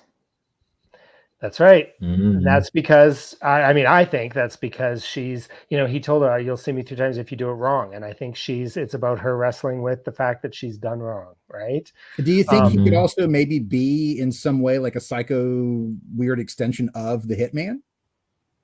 I mean, again, I see a lot of those characters. So again, the little man in the big chair. I see a lot of these as extensions of her psyche that she's projecting into these moments to pull strings, and to, she wants to fuck with Adam. She wants, his life to be miserable. And so she's, and again, like she's she's hiring a hitman. So in real life, she's trying to pull strings, and it's not as elaborate or as, shadowy or whatever. But I think that, so I see those images of the cowboy and that man as, and even, whether it's Angelo Badalamenti's character, these are people that she's creating, these images that she's creating to punish Adam. Yeah. Mm-hmm. The cowboy is one of those interesting characters because he really is. There's a genuinely like unsettling, like almost uncanny valley look to him. I think it's his lack of eyebrows. Because the rest of him talk about lack of eyebrows and there's just an oddness to him that it's very unsettling. But again, if we're wanting to tie these movies together, you could also look at these as maybe they are some sort of beings that she's making deals with, right? That are then coming. He's got big mystery man vibes. Yeah, he's got big. Yeah, absolutely. I mean, not nearly as terrifying as the mystery man, but he's got that energy, man. He's got not on a physical appearance, but like his aura is frightening. Like there's something about the cadence and calmness of his speech. Like I could go crazy psycho in 0 to 60 if you mess with me. If you don't do what I say. Or that it doesn't even matter because like it doesn't matter to him and it's just business and he'll it's just transactional. Exactly. Yep. And that's why I think there could be I think there isn't, I see it mostly as dream, but I think you could interpret this movie as in a way that is somewhat of a Faustian kind of a story, right? Where she's making deals with the devil, man, and that's spilling out into the her dream world, the real world, sort of. There's no escape from it at that point. Yeah. She sacrificed her. He's the cowboy at the party because she's making her decision in that moment. He's coming to collect. Yeah. Yep. Because if you go onto the Faust storyline, maybe she bargained with a demon or an entity to get rich and famous, and then the time has come because there's always a time when they collect. Mm-hmm. That's the devil and Daniel Webster, right? Like same sort of thing. Yeah. So it could be that sort of imagery as well. I tend to lean towards she's projecting these images from her life into a dream. Mm-hmm. There's something. But again, if you're looking at Lynch, you can take that any number of ways, and you could definitely say that they could definitely feel like offshoot inhabitants from the Black Lodge. There's a lot of that. I mean, you could definitely get that vibe from this film. The bum behind Winkies, the cowboy, the man in the chair, the old people. Yeah, they could all absolutely be inhabitants of the Black Lodge. Like they really genuinely could. You could make that argument pretty easily for us being Twin Peaks nerds. You could come to us with that and we'd be like, okay, I see you there. Yeah, I can see that. All right. I can totally see that. I want to talk a little bit about them, sort of the Nancy Drew storyline. Them, trying to solve the mystery, going to Diane's apartment, finding the body. I mean, that's a great moment too, because it's also got some humor and some like excitement, like some of that energy. But then when she discovers what's in there, which again, is disgusting. Like that body looks terrifying. Like it's again, seeing herself. She's projecting how she sees herself, right? Now, like if you're following our dream interpretation, she's in that bed and she's coming in and finding herself there and has to run out.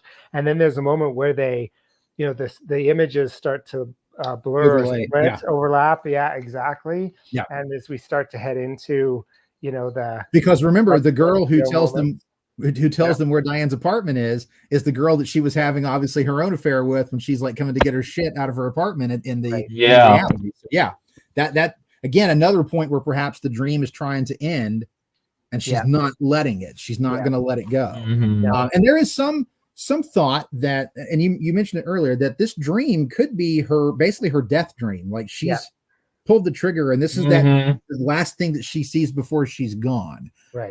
That's very, when you think about how they discover the body. Yeah. I mean, I'm not saying that's wrong, man. I'm not saying that's wrong.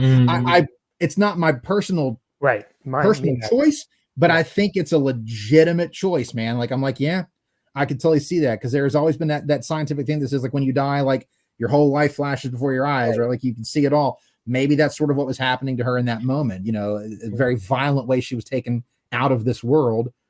This dream was a really weird, odd, not quite fully formed and violent thing. You know, I don't know. But that's one of the things I think we would have gotten more of had this gone to series. Absolutely. That vibe of it. Yeah. Which I love that stuff. Like, that stuff's really fun. I love the two of them. Like, who is Rita? Where is she from? Why does she have all that money in her purse? Like, you could totally see how that was going to be a really interesting series. The other one that I love is the creepy lady who comes knocking at the door, who's like, "You're not."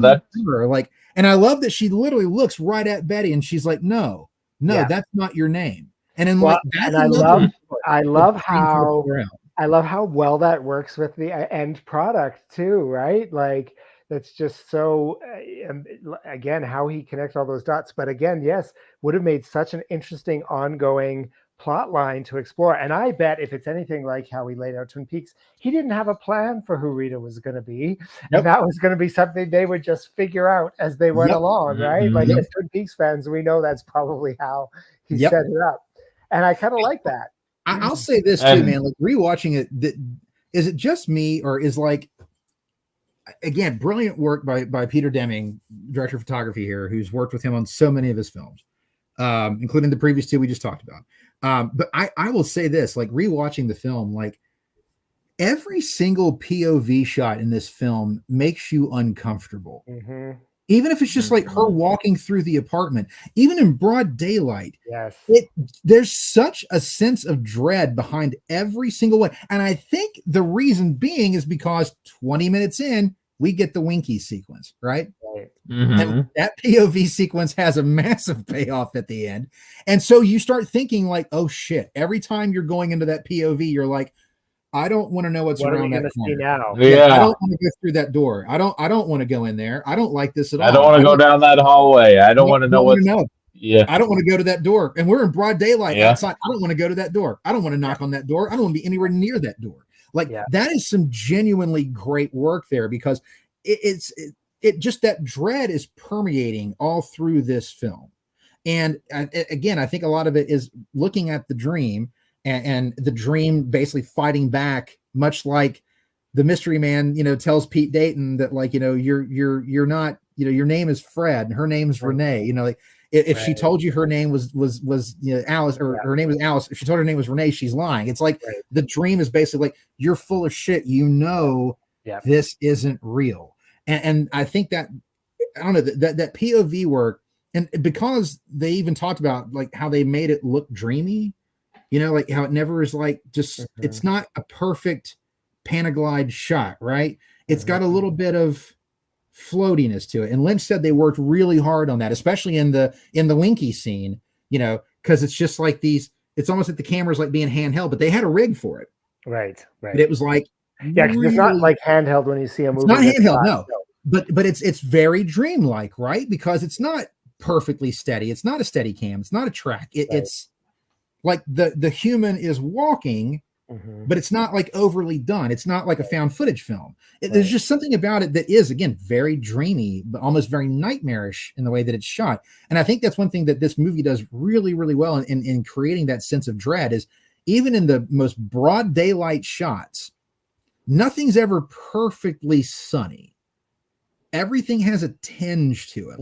And again, looking at the dream, the reality of Hollywood is it's not a pretty place. It's not clean. It's not, spick and span. It's dirty. It's filthy. There's blood and all, who knows what else. I think when you're a tourist to Hollywood the first time, and that's one of the surprising things, is it's not all glittery and glamour. Like, you're walking down you're looking at the stars, and there's garbage everywhere, and there's, like, and you think it is surprising, I think, the first time you experience actually being in Hollywood, right? It's not so popular. It's not just stars and glamour. There's an underbelly, and Betty looks at it at all. It's not the way Betty sees it. It's not that at all. And so Right. again, it's like the reality is trying to permeate through Yeah. every single Right. time. It's really, really cool. Like but again, like I was just watching again, I'm just like, damn, these POV shots are giving me like, boy, I gotta tell you, I feel like the guy at Winkies. It's like, I gotta tell you.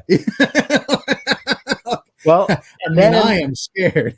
and one of the things I like about, like, again, where this is going with it is that she has this moment where, she is either seeing her dead self or seeing herself as she is projecting on herself, and she runs out This is where I'm screaming. going to end. Yeah. Yeah, she runs out Yeah. screaming and can't handle that, and immediately they go into a love scene. Like, I love that this Mhm. sort of follows with this moment where she, has the fantasy that she's wanted to have this whole time, right? Like, they've been building up this sort of friendship, and she's been keeping it somewhat, In safe and check. Yeah. PG, yeah. And then she, at that moment, she knows that her dream is going to be ending, or that she just really decides this is where, like, and again, like, how do we decide what we're dreaming about, right? Like, some people Right. say they can train themselves to dream about certain things. I mean, I don't know if that's, I've never had that ability. My dreams, I've never. Yeah. no. Never. So, but that she has this moment where she dreams about the fantasy of what she wants from Camilla, and it's interesting that it is sex and not necessarily. I mean, they do connect. They make them, you feel really that they're intimate and close, Yeah. like in a an emotional way too, but that it is still very overtly sexual, which I think is interesting, because later we see her, trying to masturbate and not being able to climax, and being, sort of frustrated that way. So it's interesting that she has this moment that is very explicitly sexual, which does imply that maybe their relationship wasn't very much at all. Anyways, maybe it was just based on surface level. Like, I'm very, desire. very certain it was based on just Yeah. Camilla has a type, right? Because the Yeah. other girl in the party is also a blonde, Yes. very pretty, right? Mhm. She has a type, and Yeah. that just happened to be what it was, right? Like, that's just Yeah. it. Yeah. And Any thoughts on why Camilla is the girl who comes and kisses Camilla is Camilla from the dream? Like, any thoughts on that? I mean, again, maybe it's just more, again, she's wanting to, in the dream, be better than this well, woman think about that it this saw way, as a Colin. rival. I don't know. Just think about it like this, though. The picture of that girl with Camilla, and what do they keep saying? This is the girl. This is the one you have to pick. And maybe that's her way of also dealing with the fact that this is who I've been replaced by. And it's As only a new because, BFF. yeah, it's only because, she's against me. Everybody's against me. That's why, I really do feel like a lot of it is she's jaded about the fact that she's not good. And she thinks it's coming so easy for everybody else. And, that's where the hitman comes into play. Basically, like, just the idea of I can't handle this. Like, you're not better than me. And I feel like, again, a lot of her own problems are her own problems. They're her own projections of things, not the way she's really seen. I always took it. Yeah. The love scene with Rita, is the idea of what she wanted it to be. In her mind, this is what it is.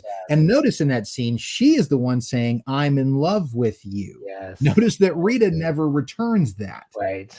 She does not spit those words back out at her. Right. Doesn't say another word in the scene. Just Right. keeps kissing her, and they Right. go from there. So it's obviously a very one-sided thing. I think Camilla was just like, hey, we can have some fun. Let's just have a little fling. It's fine. It's whatever. And then suddenly it's not, because, well, I'm starting to move up the ladder and I can't anymore. Yeah. Yeah. It's not convenient. I can't do this. I got too many eyes on me now. I can't do it. That's how that's, and that's what's so interesting is, again, the next time we see them is in that dirty, grungy apartment. And that's the reality. Like, it was never that pretty. It was never that sexy. It was never that passionate. It was always that. Yeah. And I do think it's an interesting tell, Colin, that what does she want from her? She wants sex. Like, that's what it is. Right. And it's just, I always like, it's one of those horrible, dark jokes, but I'm like, I've never seen so sad a masturbation scene in my life. I know. It's just I know. Oh God, it's really so like sad. depressing and bad. And I'm like, because Naomi Watts is so beautiful and she's all on display. And it's just like, God, this is the most depressing fucking thing I've ever seen. And I'm horrible for saying I'm sure, but it's just, but it is like, you know, Lynch knows how he's shooting women. Like he gets it, you know, like, let's be honest. I mean, like he could make comedies. That dude could make softcore, like Skinamax flicks like that you'd never imagined, dude, because dude knows how to shoot it, period. Right. There is such passion and such romance in that scene that they have together in the bedroom, right? It's the exact opposite with everything in that apartment. It's just so bad. It's so forced and grungy and nasty and cringy. Sad. And bad. It's just, it's so bad with everything. Well, and that's why I don't, like I was saying before, about not really trusting Diane's memories of things. I also don't trust the scene on the set when, you know, Adam is, you know, trying to show the actor how to kiss. Oh, yeah, that didn't happen like that. No, not that. No. Not at all. No. That is totally would have been unprofessional, and he would not have made the crew leave. He pulls her in, and it basically stops there when he's like, and then you're going to kiss her. So he's going to get up and he's going to put the guy in there. They're going to shoot the fucking scene, right? That scene did not happen. That is exactly how in her mind in the dream. That's it. Yeah, it is a mad and angry. Yeah, yes, exactly. That is absolutely her forced projection in that scene. No way in hell. Well, because you know, maybe Camilla gave her a break and helped her get a part in that movie where she didn't get the role. And maybe they were friends for a little while, but maybe Diane definitely wanted to be more friends. But then when Camilla was getting more famous and getting attention, she sparked up a relationship with Adam, the director.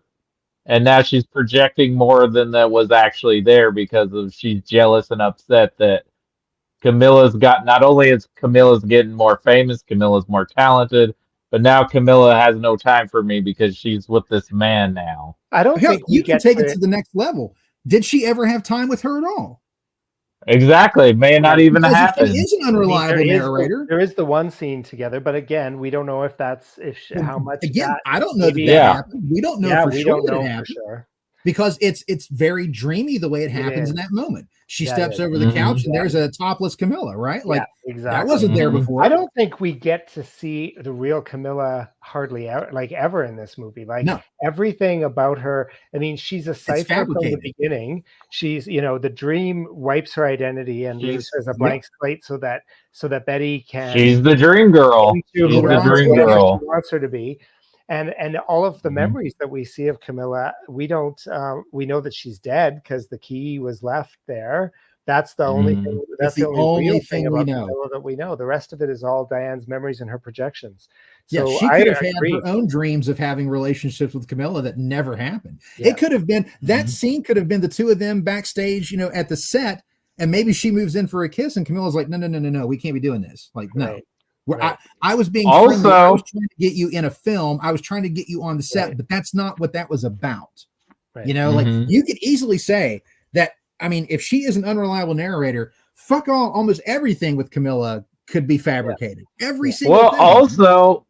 Also, she could have just gotten a part as an extra in the movie. Like it may not even have had Camilla may not even have had anything to do with it. No.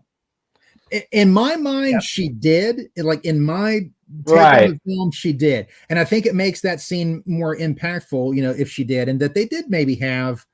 Yeah, I agree. I think that's how I read it too. Is that I think they probably did have a little bit of something, but that for Camilla it was nothing more than a fling at most. But I don't think we ever actually see Camilla. She's so inconsistent in the real world. She's so inconsistent that I don't think we're ever seeing a faithful. No. She is a projection almost the entire time. I think I that is my take that we've never. Again, I think the dinner scene, all of that is just her projection. I genuinely before just as the dream really comes apart, you know, she puts on a blonde wig so that she can look just like Diane, right? Yeah. Like and then they go together. She says, "Let's just go. Just trust me." And they go to this place that is very dreamlike. That's very unreal. There's you know the let's it has a blue door. Let's not forget that. It's got a blue door, baby. Yeah, lots of blue in that room. Lots of blue in that room. That's right. So let's talk about that scene. I mean, again, it's early on, it's one of my favorite scenes in any movie ever. And again, talk about a scene that is almost like what this film is about. Right. It's all fake. And I love that they literally start this scene telling you, no, I Bonda. Yes. Like they go right from there, man. And they're telling you, like, you can hear all these wonderful things. It's all fucking recorded, kids. Yeah. It ain't real. It's not live. It's Memorex, right? Yeah, Like that's straight right. up telling you. And yet, when Rebecca Del Rio starts up there, man, Yeah. fuck me.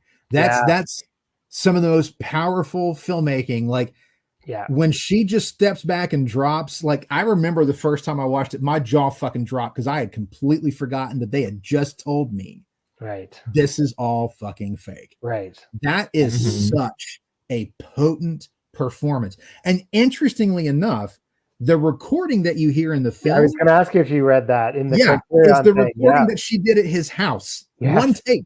Oh wow. Fucking take. But Damn. why is it such good lip syncing?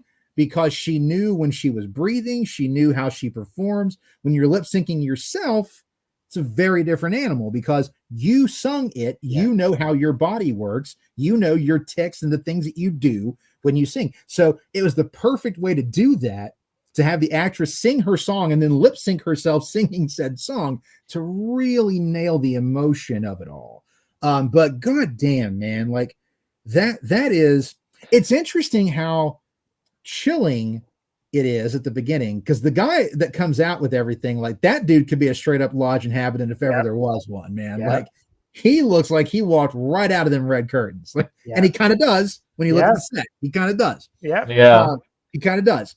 But it's interesting how he's so matter-of-factly telling you everything is fake, kids. Like he's literally telling you everything you've been watching up to this point. It's fake, kids. It's all fucking fake. This and town they break down fake. in tears at the revelations. They're crying together, holding each other. It's so powerful, so moving. But before we sort of think about it as like seasoned viewers of Mulholland Drive and seasoned David Lynch fans who like approach his movie in a certain way, like what's great about this moment is the movie has been weird at moments, but there's still been a linear story up until this point. And then all of a sudden, like what the hell is going, like I love this moment when you're watching with a first timer, because especially, and then there's only like 30 minutes left in the movie after this. Really, I mean, it's amazing how quickly it starts wrapping up once they open the box, man. Like that's really it. It goes from there, man. Exactly. I love the box opens. The ant is like, what's going on? Why is there noise? Like it's so you realize that okay, what I'm watching now is not something that can just be explained in a, with a synopsis, right? This is a part. Now I have to feel this movie going forward. And I think that's what Club Silencio does for me. So, that everything is not what it seems, right? I mean, we talk about about the band leader being explicit, that there's no band, that the singer is recording, she falls to the floor. Like there's just, it's all becomes pure raw emotion, which is often where dreams devolve to at some point, right? And this is then when she wakes up, right? Yeah. And it's interesting because the guy behind Winky's dropped and she almost comes out of it. Yeah. Rebecca Del Rio drops, and that's where it finally starts to come out. But how fitting is it that the song that she sings is Crying? Yes. Yeah, because over you. What is Diane doing in this moment? She's crying over the loss of her relationship with Camilla. It's a really brilliant design. Everything about it is fantastic. Even how creepy it is when she first wakes up at night and just starts saying "No, I banda silencio," like with her eyes open, but she's asleep. Like, because you're like, that's really creepy. And then it's just like, we're going to this place that she's been talking about. That's not good. This can't be good. Nothing about this could be good. Even that creepy POV zoom up to the door of Club Silencio. Like, it's just so woman with the blue hair. Like, everything about it. So it's, I mean, again, as a Twin Peaks fan, I think the first time I watched it, I'm like, am I going to the Red Room? Like, is this a part of, and then there's, there's even like now with the return, there's things about the firemen's, like whether it's the White Lodge or, I mean, we'll talk about that later, that are very reminiscent of Club Silencio. Right? Yes, very. Yeah. Again, this is like, are they, we've seen characters. Well, and there's a whole places where there's a whole thing now. There's a whole thing now of people who think you can see Laura Palmer and Ronette Polanski in the club. Right. It's not them. They're not really there. But there's a couple of girls there. If you look at them from like the side of your like peripheral vision, you could think that that's Laura Palmer and Ronette Polanski sitting in there, which is really just an interesting thing. Because like, if you really want to tie this into The Lodge, if The Lodge is like David Lynch's MCU, right? It's his multiverse where it's like everything of his films are all connected. If The Lodge is there, Club Silencio is absolutely in the world of Mulholland Drive where you go to try to get into The Lodge. It is absolutely. Oh, yes. Yeah. Well, again, tying it all back to if this had been Audrey's story, who knows, right? Oh, man, maybe, yeah. No joke. But, yeah.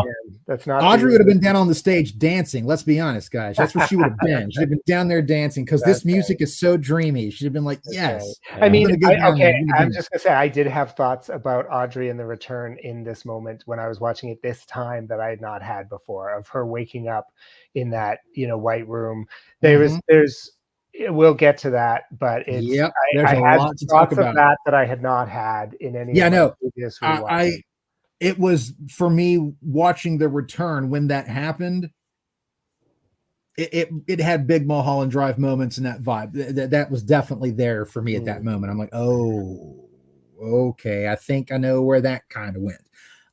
Not for sure, but again, we'll get there. And we end in Club Silencio, right? Like the final scene is the final scene. Is the lady saying Silencio. Saying Silencio. Yep. Yes, that's right.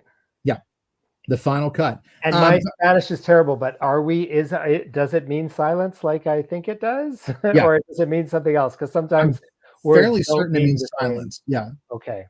But I think that's interesting, right? We're in a club that is where music's playing, right? But silence can mean other things too, right? Silence can mean things beyond just no sound. It can mean sort of ending things, right? Yeah, silence could be, when you're dead, guess what you don't do? You don't make noise. Right. Or you silence something, you end it, right? Like if you, like an alarm or something, you silence it, or, it can be sort of the ending of something or the killing of something. Well, in a lot of ways, you can look at it at the end of the film. It's the end of the dream. And by that, I mean like the dream of what Hollywood was supposed to be, right? Like it is very much the end of Diane Selwyn's dream of what Hollywood could be for her. Yeah. It's over. Yeah. And obviously it has to be over because of what she's done. Yeah. But it's really like, I mean, the Club Silencio scene, if you're talking like top 10 scenes ever shot by David Lynch, it's got to be in your top 5. Honestly, it's such a mixture of there's a real sense of uneasiness. I won't say terror. I don't think it's a scene that's really scary, but there's definitely an uneasiness to it all, right? Because the guy, his delivery of things at the beginning, telling you that everything is fake, and there's such a weirdness to it, right? It's kind of uneasy. Like if I were sitting in that room, I'd be kind of like, why the fuck am I here? And where is this going? And where is the nearest exit in case this gets weirder, right? Like you're like, I'm kind of looking for a way out. But then it becomes one of the most like haunting and beautiful and tragic things that you've ever seen. And you can't take your eyes off the screen. Like it's such a powerful piece of cinema. I mean, if someone tells me they think it's like the best thing David Lynch ever shot, I'm not going to say you're wrong. I'm not. It's a beautifully shot and edited sequence. The sound is impressive as hell. You feel like you're in the club with them. The mix on that. And I just got my new surround sound system. So I've got the Dolby Atmos and all that stuff. And I mean, like, man, I felt like I was sitting in that club. It was chilling because David Lynch, that man makes excellent sound mixes for his films. He works his ass off to get that right. And this scene is a prime example of how he does it. He does most of those himself. He does. It's really it's the emotion, and it's interesting that again the duality. Rebecca Del Rio really sang the song that she's lip syncing, and she really had that emotion and that power in that scene. In her lip syncing, she's very emotionally powerful. Like you believe she's singing that song. She's so emotional, but then you get the reality of nope, she's not really singing it in that moment. That was all a trick. It was all a ruse. It was fake. And I just love how that is sort of the thing that shakes Diane finally out of the dream. Like it pushes her to that point finally. Yeah, the And then dream's here no comes longer the letting key. her believe that any of it's real anymore. Yeah. And then Mhm. here comes the key that she suddenly has in that purse. And then they know where that key goes. They know it's going to go into that box. And then the next thing you know, it's all over and we're waking up. Here we are. Oh, And the dream is over. and was looking at silencio. It does mean It does mean silence, but silence. Yeah. it also means rest. So if you're talking about death, you know, Yep. Yeah. Okay. She's finally at rest. That's true. That's really true. Yeah. Wow. It's the only way she found rest at that point. The only way Because her she found brain was peace. so beating herself up. She hated Yeah. herself so much, you know, Yep. so disappointed in herself. Yeah. This is one of those movies that, you know, like I said, if Lost Highway doesn't exist, this probably is my favorite Lynch film. As far as just films go, I not getting into the Twin Peaks universe, because Fire Walk with Me is kind of, I kind of put it off with Twin Peaks, because you really can't have the total of Twin Peaks without Fire Walk with Me. So I kind of take it off the board and I look at everything else. I mean, you guys know my love of Dune. I'm not gonna hide that. I love it, love it, love it. But talking about linking things with Lynch, and I didn't think about it when we had this discussion, but the big thing in that Lynch adds to his adaptation of Dune is the sleeper must awake, right? Yep. There's so much about dreams in Dune, especially. Like, I mean, like that's Paul's whole thing is his dreams are telling him what's coming, right? So yeah, Lynch is definitely big into dreams, and I think this film really is like that. Like it is sort of like his like everything brought him to this point, basically. Like all of his concepts of dream study, all of his meditation, all of those things. His experience with Hollywood and the whole process of it's like making it all movies. culminates right here, man. Like you can put a pin in it. This is the epicenter of everything he's done to get to that point. Right. And that's, you know, again, he deserved every accolade he got for this film. I know there are plenty of people who don't like it. I mean, I have plenty of friends of mine who look at me like I have antlers growing out. I mean, David Lynch fan. Like I this get isn't a movie. This isn't a movie for everyone. It's not, and none of Lynch's films are. Like, with the exception of The Straight Story. God damn it, The Straight Story is just a perfect little film. Like, it's just a good movie. I'm really looking forward to rewatching that one, but I think we have to do that after Twin Peaks, because that's after. That's after. It doesn't fit into this discussion now. But but when you look at, you know, his films, he's not ever trying to be your favorite director. Like he's kind of like, it's almost like the thing that people say with my favorite band is Steely Dan, and everybody's like, Steely Dan is your favorite band's favorite band. And I kind of feel like David Lynch is like your favorite director's favorite director. Like, you know what? I think what you said about early on about how, unlike the Twin Peaks one, which, I mean, like I said, had happy accident stuff that trailed out of it that was amazing, wonderful. But unlike that, here he actually got to say, okay, what do I want to do with this? I've got this 90 so minutes of film. What do I want to do with it? And he got to do exactly what he wanted with it this time. And it shows like what a master. Like, I can't imagine any other filmmaker, and they should do their own things, but no other person would have done this story in this way. And it is I just am so glad that I live in a time when David Lynch is making movies, because this is awesome. I love this movie, and yeah, I get happy every time I watch it, even though it's sad and dark and it's tragic. It's not bleak. It's tragic. I think. Yeah, it's tragic. Yeah,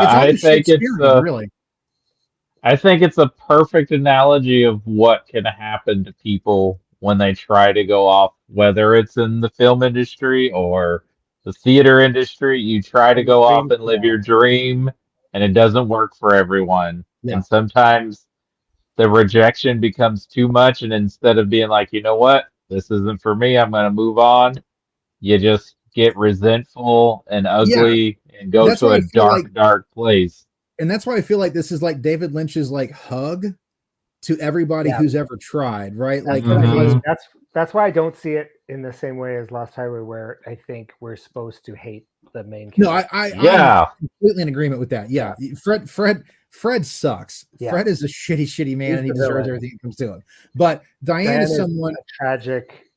I mean, kind of a victim of circumstance, but at the same time, she's also a victim of her own shortcomings. Yes. Like Yep. she is Mhm. her is. own worst enemy. That's right. And it's her self-loathing that ultimately is her biggest detriment. Like That's right. what That's why I see those projections as parts of herself Sure. attacking her, right? Sure. And I like your analogy with the old people being her images of her parents. So maybe they're not her parents, but they're the way she's experiencing them. She's and projecting them as exactly. So I think that's brilliant.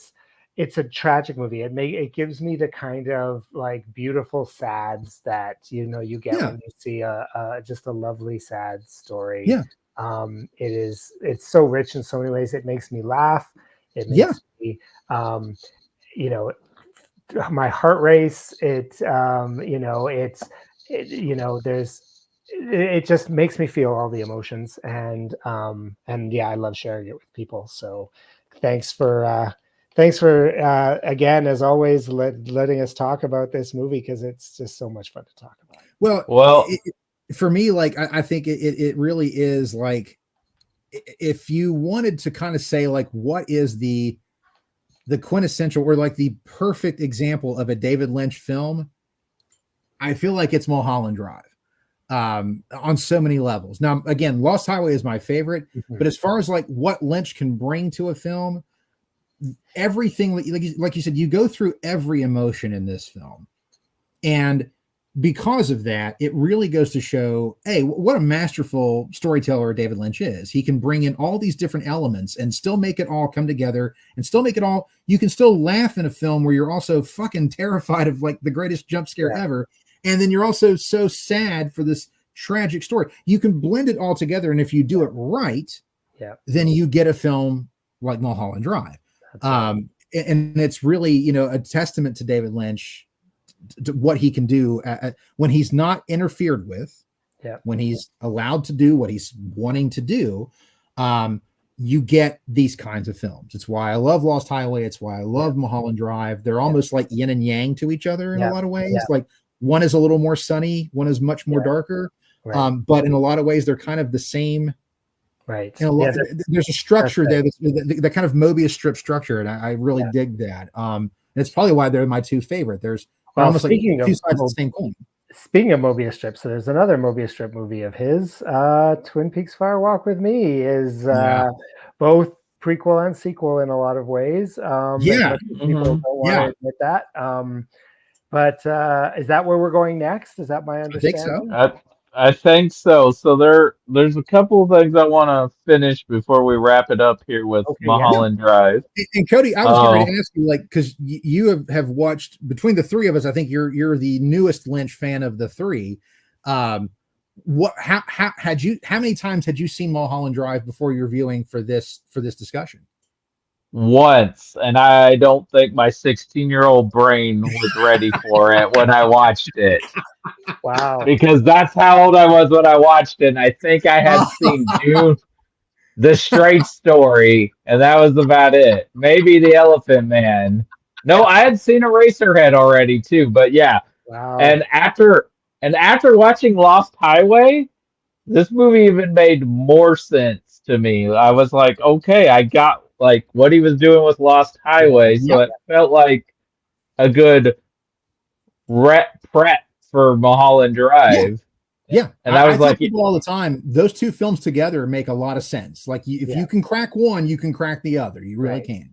Yeah, I think they're doing similar things. Not exactly the same, but they're not exactly the same, but there's a similar structure. Yeah. They're both a dark underbelly of show business, but like you guys were saying, I think Lost Highway is very much like this is a horrible person and he's just trying to come to terms and whatever, and he's just horrible, where this is a more sympathetic. We're not condoning her actions, but we kind of see where she went and how she got there. Now, for Colin, this is his number one. For me, this is my number two. Where would it kind of fall into you? Where would it fall in your rankings? I think it's my number two as well. I think it's my number two because this is probably, I feel like it's probably not my personal favorite. We'll see once we watch them all where it lies. Yep. but to me, I feel like this is just a weird comparison because there's nothing in common. But I compare it to Wes Anderson's Grand Budapest. It's not my favorite Wes Anderson film, but that's like maybe Wes Anderson's technically like his best His best directed movie. film. Yeah, no, I get that. Yeah. I get that completely. And get I that feel completely. like that's probably what this one is too, because he gets a Best Director nomination, even though that's the only Academy Award nomination the film gets, even though other award shows Right. were nominating it, like the AFI nominated Naomi Watts and named it Yeah. one of the best films. But for some reason, the Academy's like, no, we're not going to get you Best Picture. But the directors were like, no, we got to put him in the Best Directors because if you look at that year's Oscars, David Lynch either took Todd Field or Baz Luhrmann's spot for Best Director out of the Best Picture races. But which is funny, if you look back at the films that were nominated in 2001, I think the one that won, A Beautiful Mind, you'd be like, well, I would take that out and put Mulholland Drive in the nominated list. Yeah, I don't know what. Pick. What a safe pick. And nobody even talks about that film anymore. Like, no. And I don't even know what would win if you took A Beautiful Mind. Would Fellowship have won if A Beautiful Mind wasn't nominated? No, they were never going to give it to any of those until Return of the King. They were never. Or would they have awarded Robert Altman an Oscar for Gosford Park and be like, "Here's your Oscar, buddy. We finally are giving you one."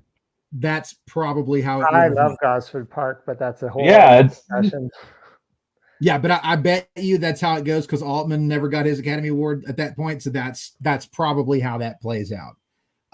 Now, what is your number one Lynch film right now? Blue Velvet.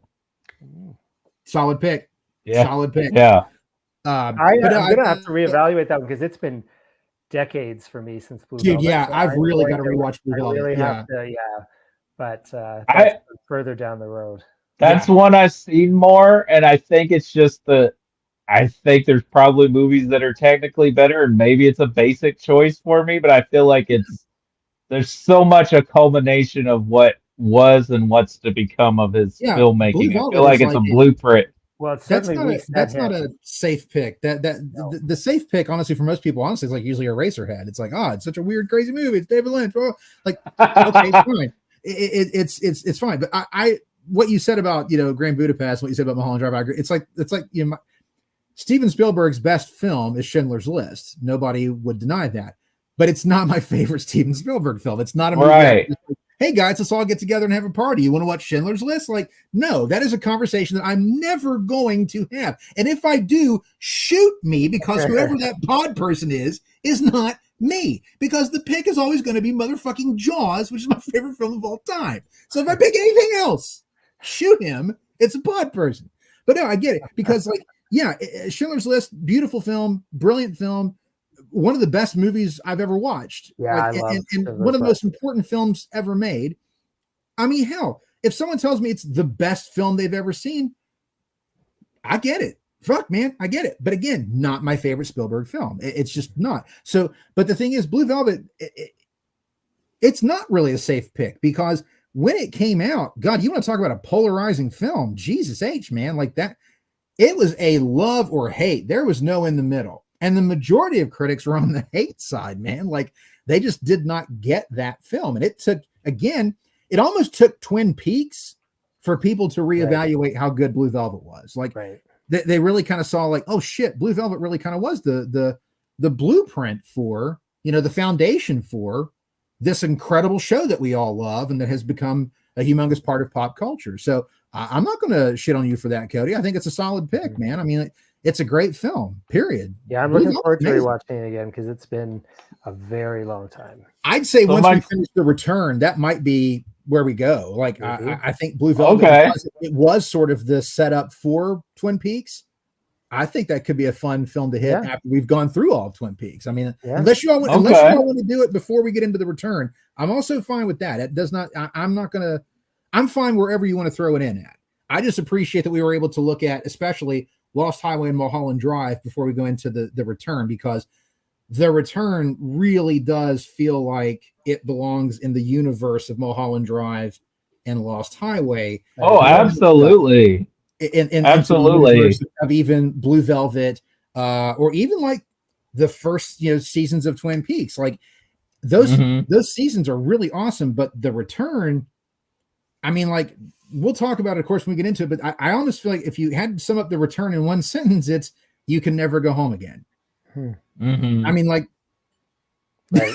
That's kind of where it's all Lynch, whereas opposed to the series it's 18 hours. It's the Lynchiest thing since David Lynch came to Lynchburg, man. Like Mark Frost. I mean, yes, Mark Frost is there too. But yes, I think there's what a lot is of Frost in it too. David Lynch was given carte blanche to make an 18-hour series, man. Like, who the fuck thought we'd ever see this? A, who thought we'd ever get to go back to Twin Peaks again? And B, who thought it'd be 18 hours unedited on Showtime? Like, it's the second most expensive thing he's filmed besides Dune. Besides Dune, right? But I mean, like, damn, the proof is in the pudding. It's all up on screen. Well, it's because it's like 9 times as long as everything else he's filmed too. Yes, that's true. That's true. What's funny is in 2017 when it came out, it was the French film board that named it best film. Yes, they just went ahead and said this whole goddamn thing it's actually just an 18-hour movie. It's just an 18-hour film. It's what Jodorowsky was going to do with Dune anyway. Fuck it, guys. Let's just call it. Like, here we go. I guess just really quick before we wrap up though, like I just want to get final thoughts. Colin, this is your favorite Lynch film, and I know you were really excited to get to this point. I guess really like watching it again for this discussion, did anything kind of play differently for you? Was there something that stood out to you this time? And in general for you, like, what is it that keeps you coming back to not only watching Mulholland Drive, but for Mulholland Drive remaining at your number one spot? So yeah, it was different watching this thing because the last few, like I've watched it a lot, and part of the reason I watched a lot is because I show it to people.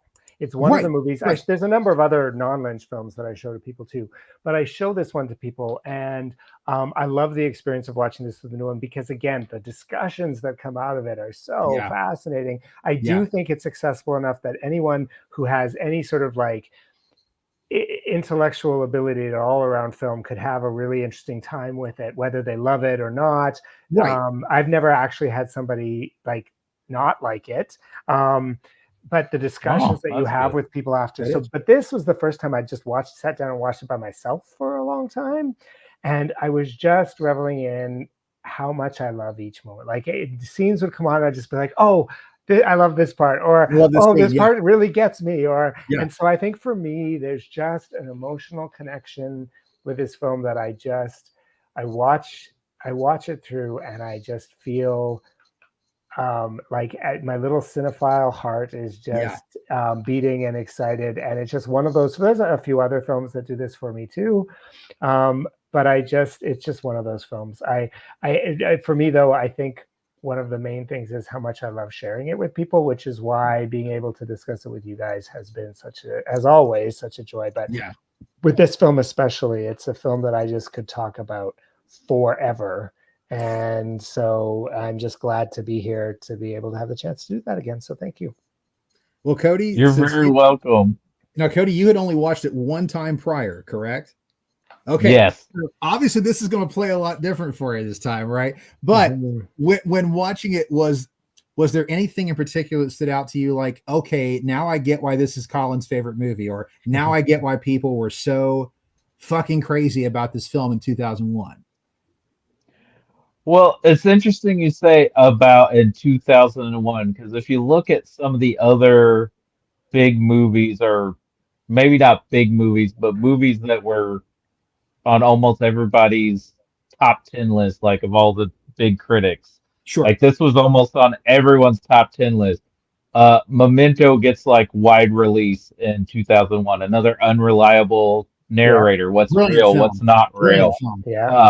Hot Amelie. It's my favorite film from Christopher Nolan. It might be his best film. I don't think that's such a hot take. I think it's my second favorite Nolan film, but I wish he would make a movie like that again. Yes. Amelie is 90 minutes long.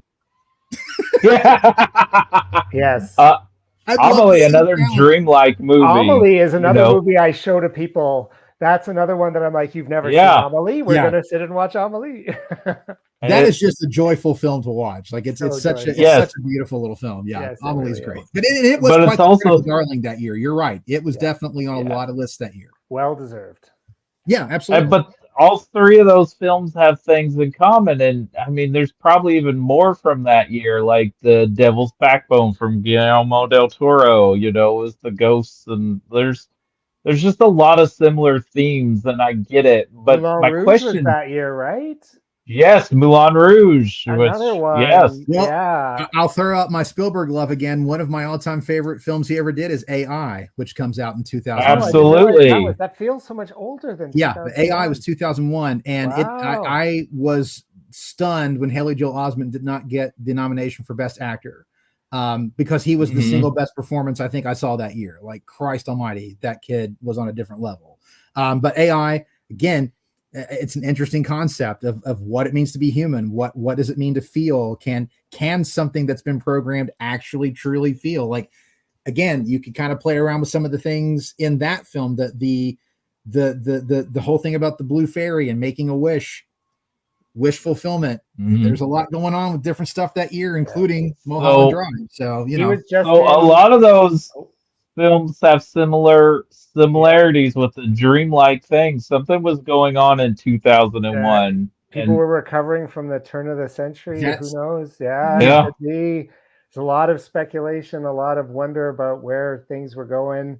Maybe it was just a lot of that. Speaking So of, Haley Joel Osment was just in Blink Twice, which if you haven't seen it is definitely worth catching. It's a very smart, okay, well-made film, and Zoe Kravitz is like, I'm excited to see what she's going to do next, because she did a really great job on directing that film.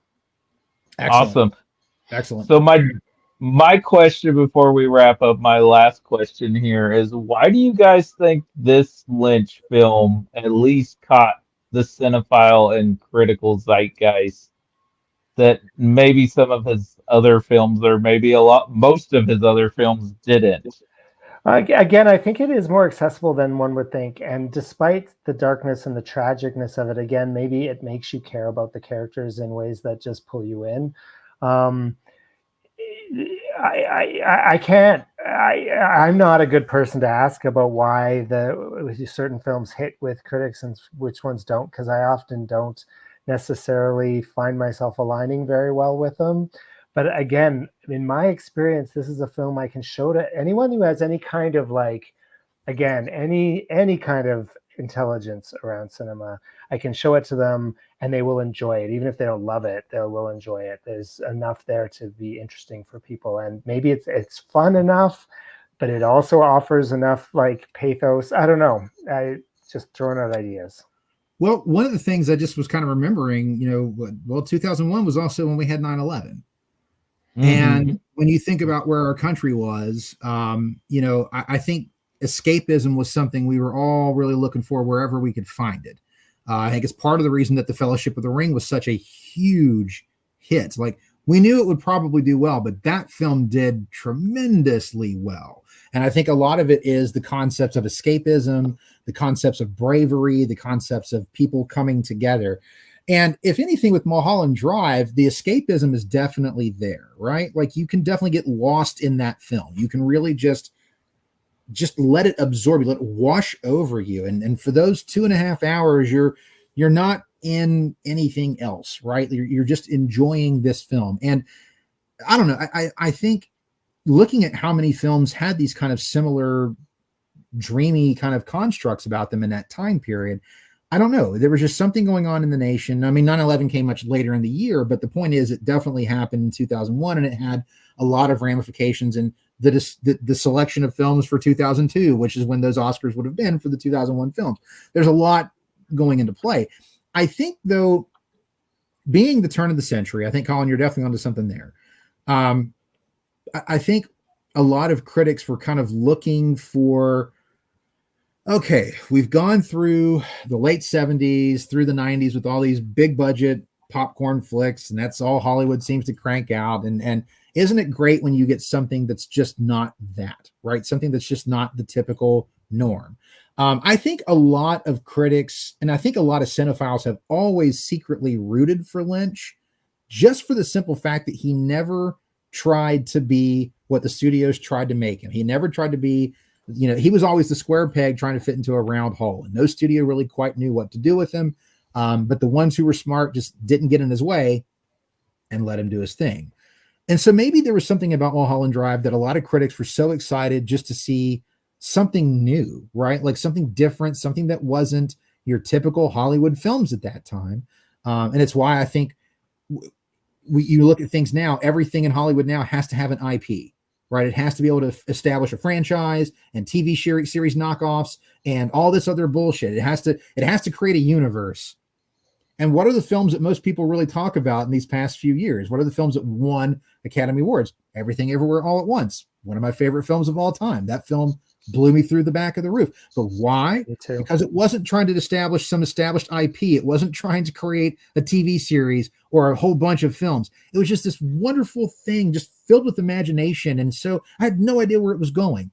And I had that same feeling back when I saw Mulholland Drive in 2001. I've always been a Lynch fan. And here was this movie that was taking me on a journey that nothing else did that year. Like, it is truly its own wholly original thing.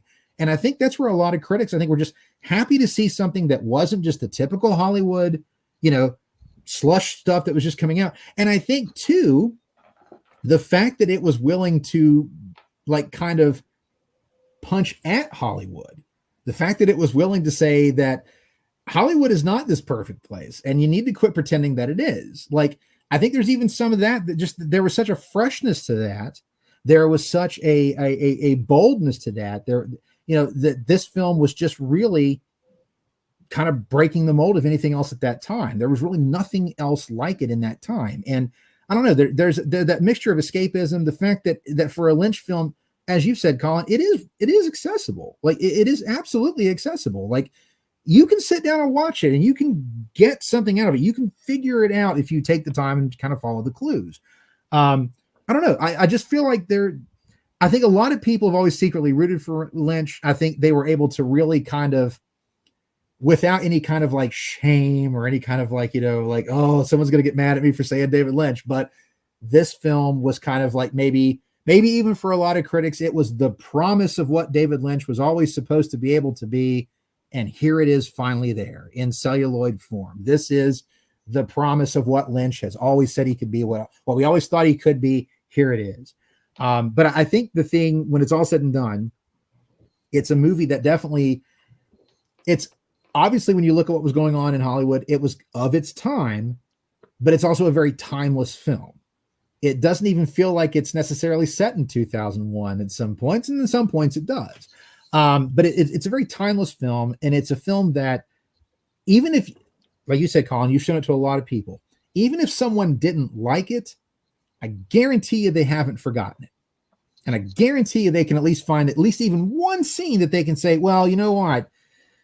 Yeah, that Winky scene, that shit really got me. Like, yeah, that got me. That got me good. Or, that Club Silencio scene, I don't know what the shit was going on, but man, I was feeling it. Like, I was feeling that scene, man. Like, I was really taken in. So there's got to be something you come away with that you remember about this film. So that's why I'd ask Cody, since you hadn't seen it but one time, was there anything in particular that registered with you watching it when you're no longer 16? You're 23 years older. What were you kind of gleaning from it this time, I guess, is what I was trying to figure out. Well, I think I definitely hit more on definitely following it better, because I think I was just, the first time you're watching it, you're just kind of wrapped up in what's going on. And then also just, and then also just how much it's commentating on Hollywood and like what it does to women. Like, I finally saw Paul Verhoeven's Showgirls, which was reviled when it came out, right? And then now has become a cult classic. And I think it's also kind of telling a similar story, even though it's about Vegas showgirls. But it's also commentating on what show business does to women. And I think that's what this movie is saying. And you could say just people in general, but because it's we have female protagonists, I think it really is commentating on what ugly things happen to them Mhm. trying to make it in this business. Yeah. Yeah, I think it's no secret that Hollywood, basically, if you're a woman, it's either the casting couch or some stroke of luck. And by the time you hit like 35, good luck getting cast again. Like, Right. good luck. And Like, that's and it's amazing what happened that Naomi Watts, who'd been in Hollywood almost a decade, like I think her biggest screen role was Tank Girl before this, and that she almost quit acting and then becomes a fairly big name star there for a good while. Well, Like she gets yeah, and I can't wait to rewatch her part in The Return. She's one of my favorite parts of The Return. Janie So E, I baby. can't wait. Janie E and Sonny Can't Jim. I'm wait. telling you, it's good stuff.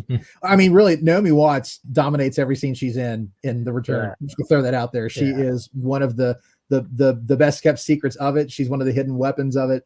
And you can definitely tell any interview you've ever seen with her, and you look at the way she works, she loves Lynch. Like, and I think she would tell you, like, he's responsible for her career. Like, in a lot of ways, he found her right when she needed to be found the most. Mm-hmm. And unlike the tragedy of Diane Selwyn, she gets to have the glory of Betty in a lot of ways, right? Like, she gets a really good story when it's all said and done. And I think that's really wonderful. and again, that's just something it shows of David Lynch as a human being, because almost all of these women that he's worked with, that he's put through the ringer of doing horrible things they've had to do on screen, and they're all like, I love him. I'd do whatever he asks to do. Yeah. I think he's definitely a director who he's always struck me as a real actor's director. And I love the fact that I've read so many stories about when he does his interviews, like his auditions, they're not auditions. He doesn't have anybody read a simple thing. He just talks to them. Yeah. And if he gets a pickup, if he feels something, that's right. then you're in. Like, I think that's wonderful. Like, it's almost just like, hey, do I like hanging out with you? Would I want to hang out with you for the full like few months it's going to take to shoot this movie? All right, cool. You're in. Let's go.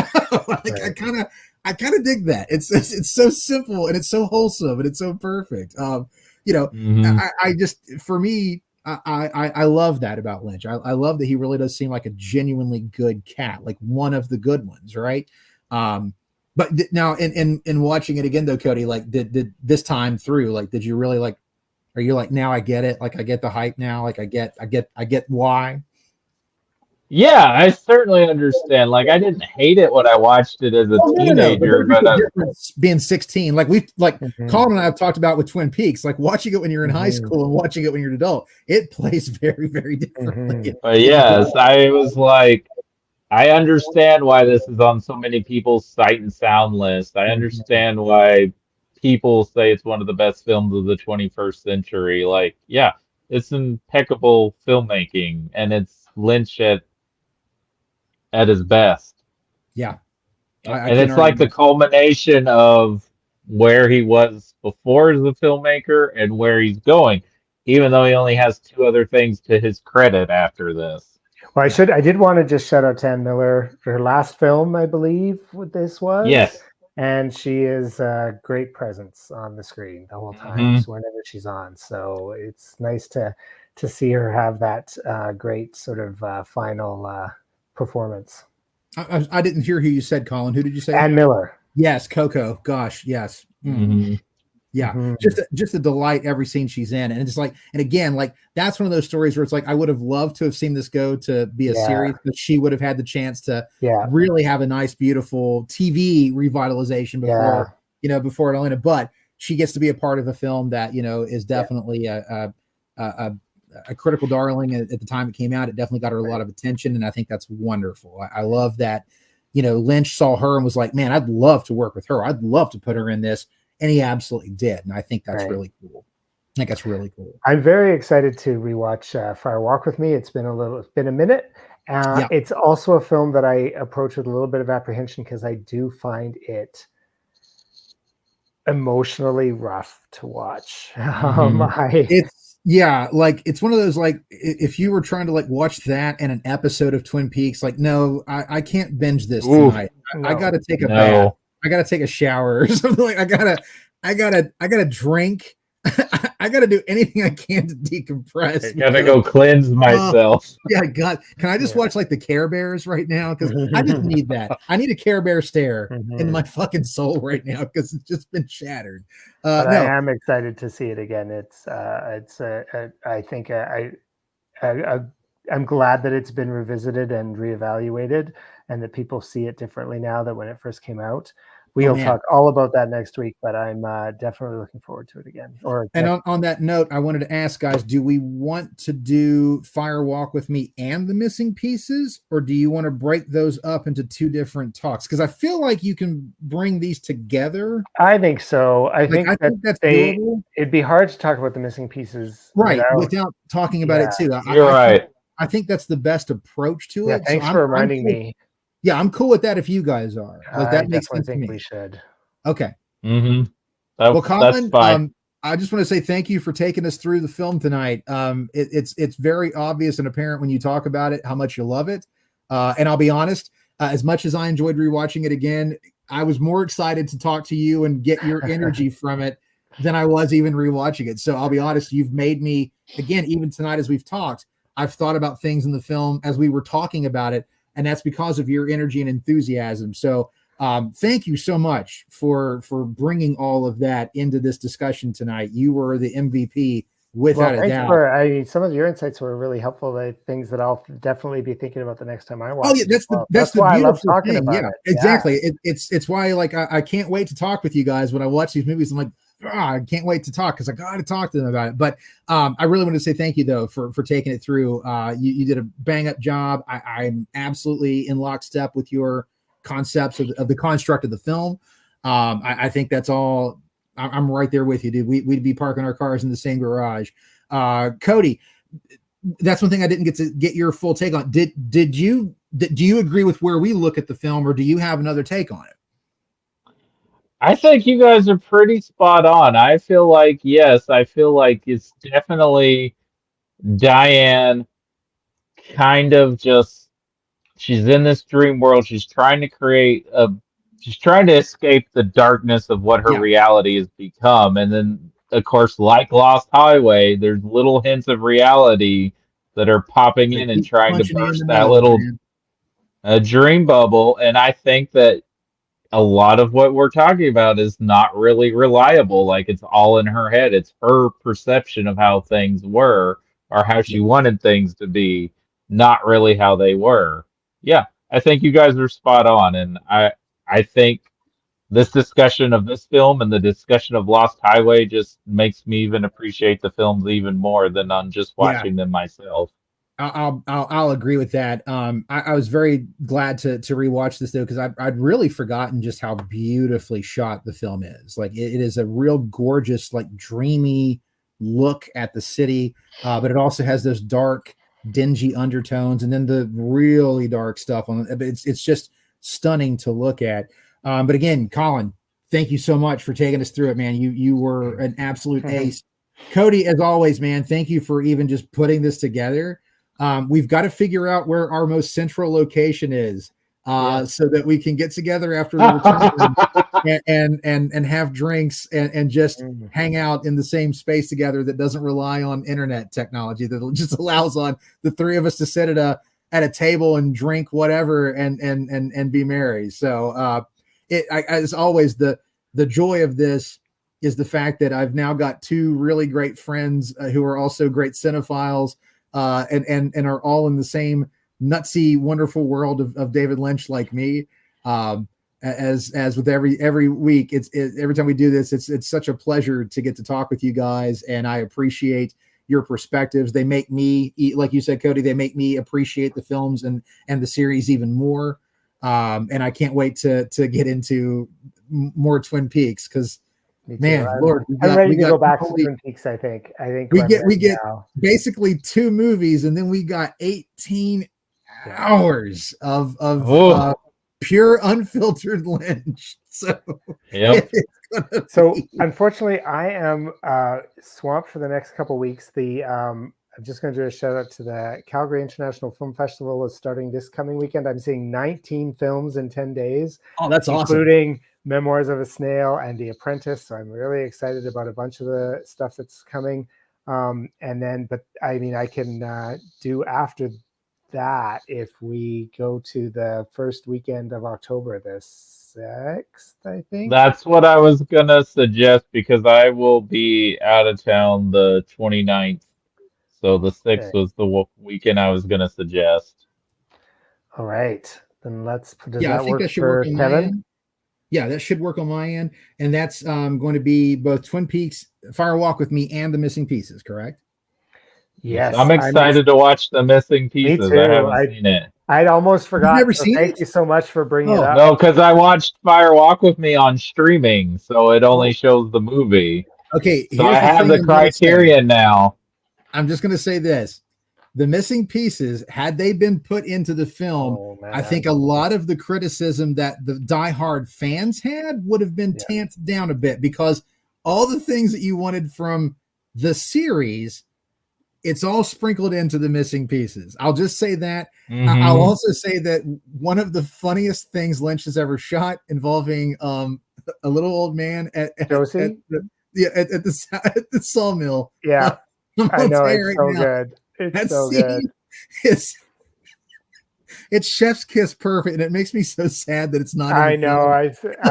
I'm so glad you reminded us about The Missing Pieces, because I definitely want to rewatch them. It's been a while, and I might have forgotten. So thank you for that. Oh God, I definitely want to you're going to love revisiting it, because, like I said, I took my partner through all of Twin Peaks this Right. past year, and that included Fire Walk with Me and The Missing Pieces, and I had forgotten how much I love The Missing Pieces. So I'm just as excited to talk about that as I am Fire Walk with Me. And to be honest, it'll be the palate cleanser that we need after Fire Walk with Me. I'll just say that it'll be the palate cleanser we all need, because you do get a wonderful revisit to the town of Twin Peaks in the style and manner that you were wanting. You get it in The Missing Pieces. So I'm Cody, I'm very excited to get your take on it, since you've never seen it. I'm excited. And thanks guys for agreeing to do this. And it's amazing that something like this that could have been a disaster, and then Lynch turned it into something that's uniquely beautiful, frightening, and uniquely his. Yeah. And again, many consider this his masterpiece. That hug to everybody who ever tried to make it, man. Like that. That's Mm-hmm. that for me is what my biggest takeaway from it was this time. That we all have our dreams, and not everybody gets to fulfill the dreams that they want, right? But then sometimes you kind of find that you've got another dream, and that was kind of maybe where you should have been going to begin with. You didn't know at the time, but you finally find yourself there, and you're like, you know what? Shit, I'm good. Like, this is where I need to be. But unfortunately, there are so many stories that don't end that way. And I think that's the beautiful thing, that this film, Lynch is not flinching away from the fact that that is a reality. Like it's I mean, it's sad but true. But I really do feel like deep down, this was a real love letter and a real hug to all those who ever tried, man. And so to those, and I have unfortunately lost friends to that kind of battle. And before I even met her, I nearly lost my partner to it. To those who we have lost to that, please, wherever you are, I hope that you're finding peace, and I hope that you have that rest. I hope that you have that silencio. And to those who are struggling, just please know that you're not alone, and that there are people out there in your life somewhere, somehow, that do care about you and want you to be here. And so on that note, I think that's what Lynch was trying to tell us all, man. Like, we may not all have our dreams come true, but isn't it great that you still have dreams?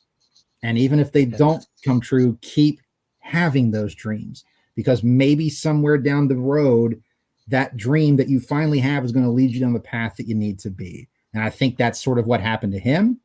I think that's definitely what happened to Naomi Watts in the making of this film. And I think that's something that we can all kind of take away from it. You maybe not be where you thought you were supposed to be in high school when the counselor told you this is what you need to do to get on this path, blah, blah, blah. You may not be there, but that's okay, because you're probably right where you're supposed to be. And if you're not still there yet, keep working at it. I promise you at some point you will be. And I'll leave it at that. All right, Well, guys. thank That's you a really good guys. way to end. Good night. Good night, guys. Good night. Bye.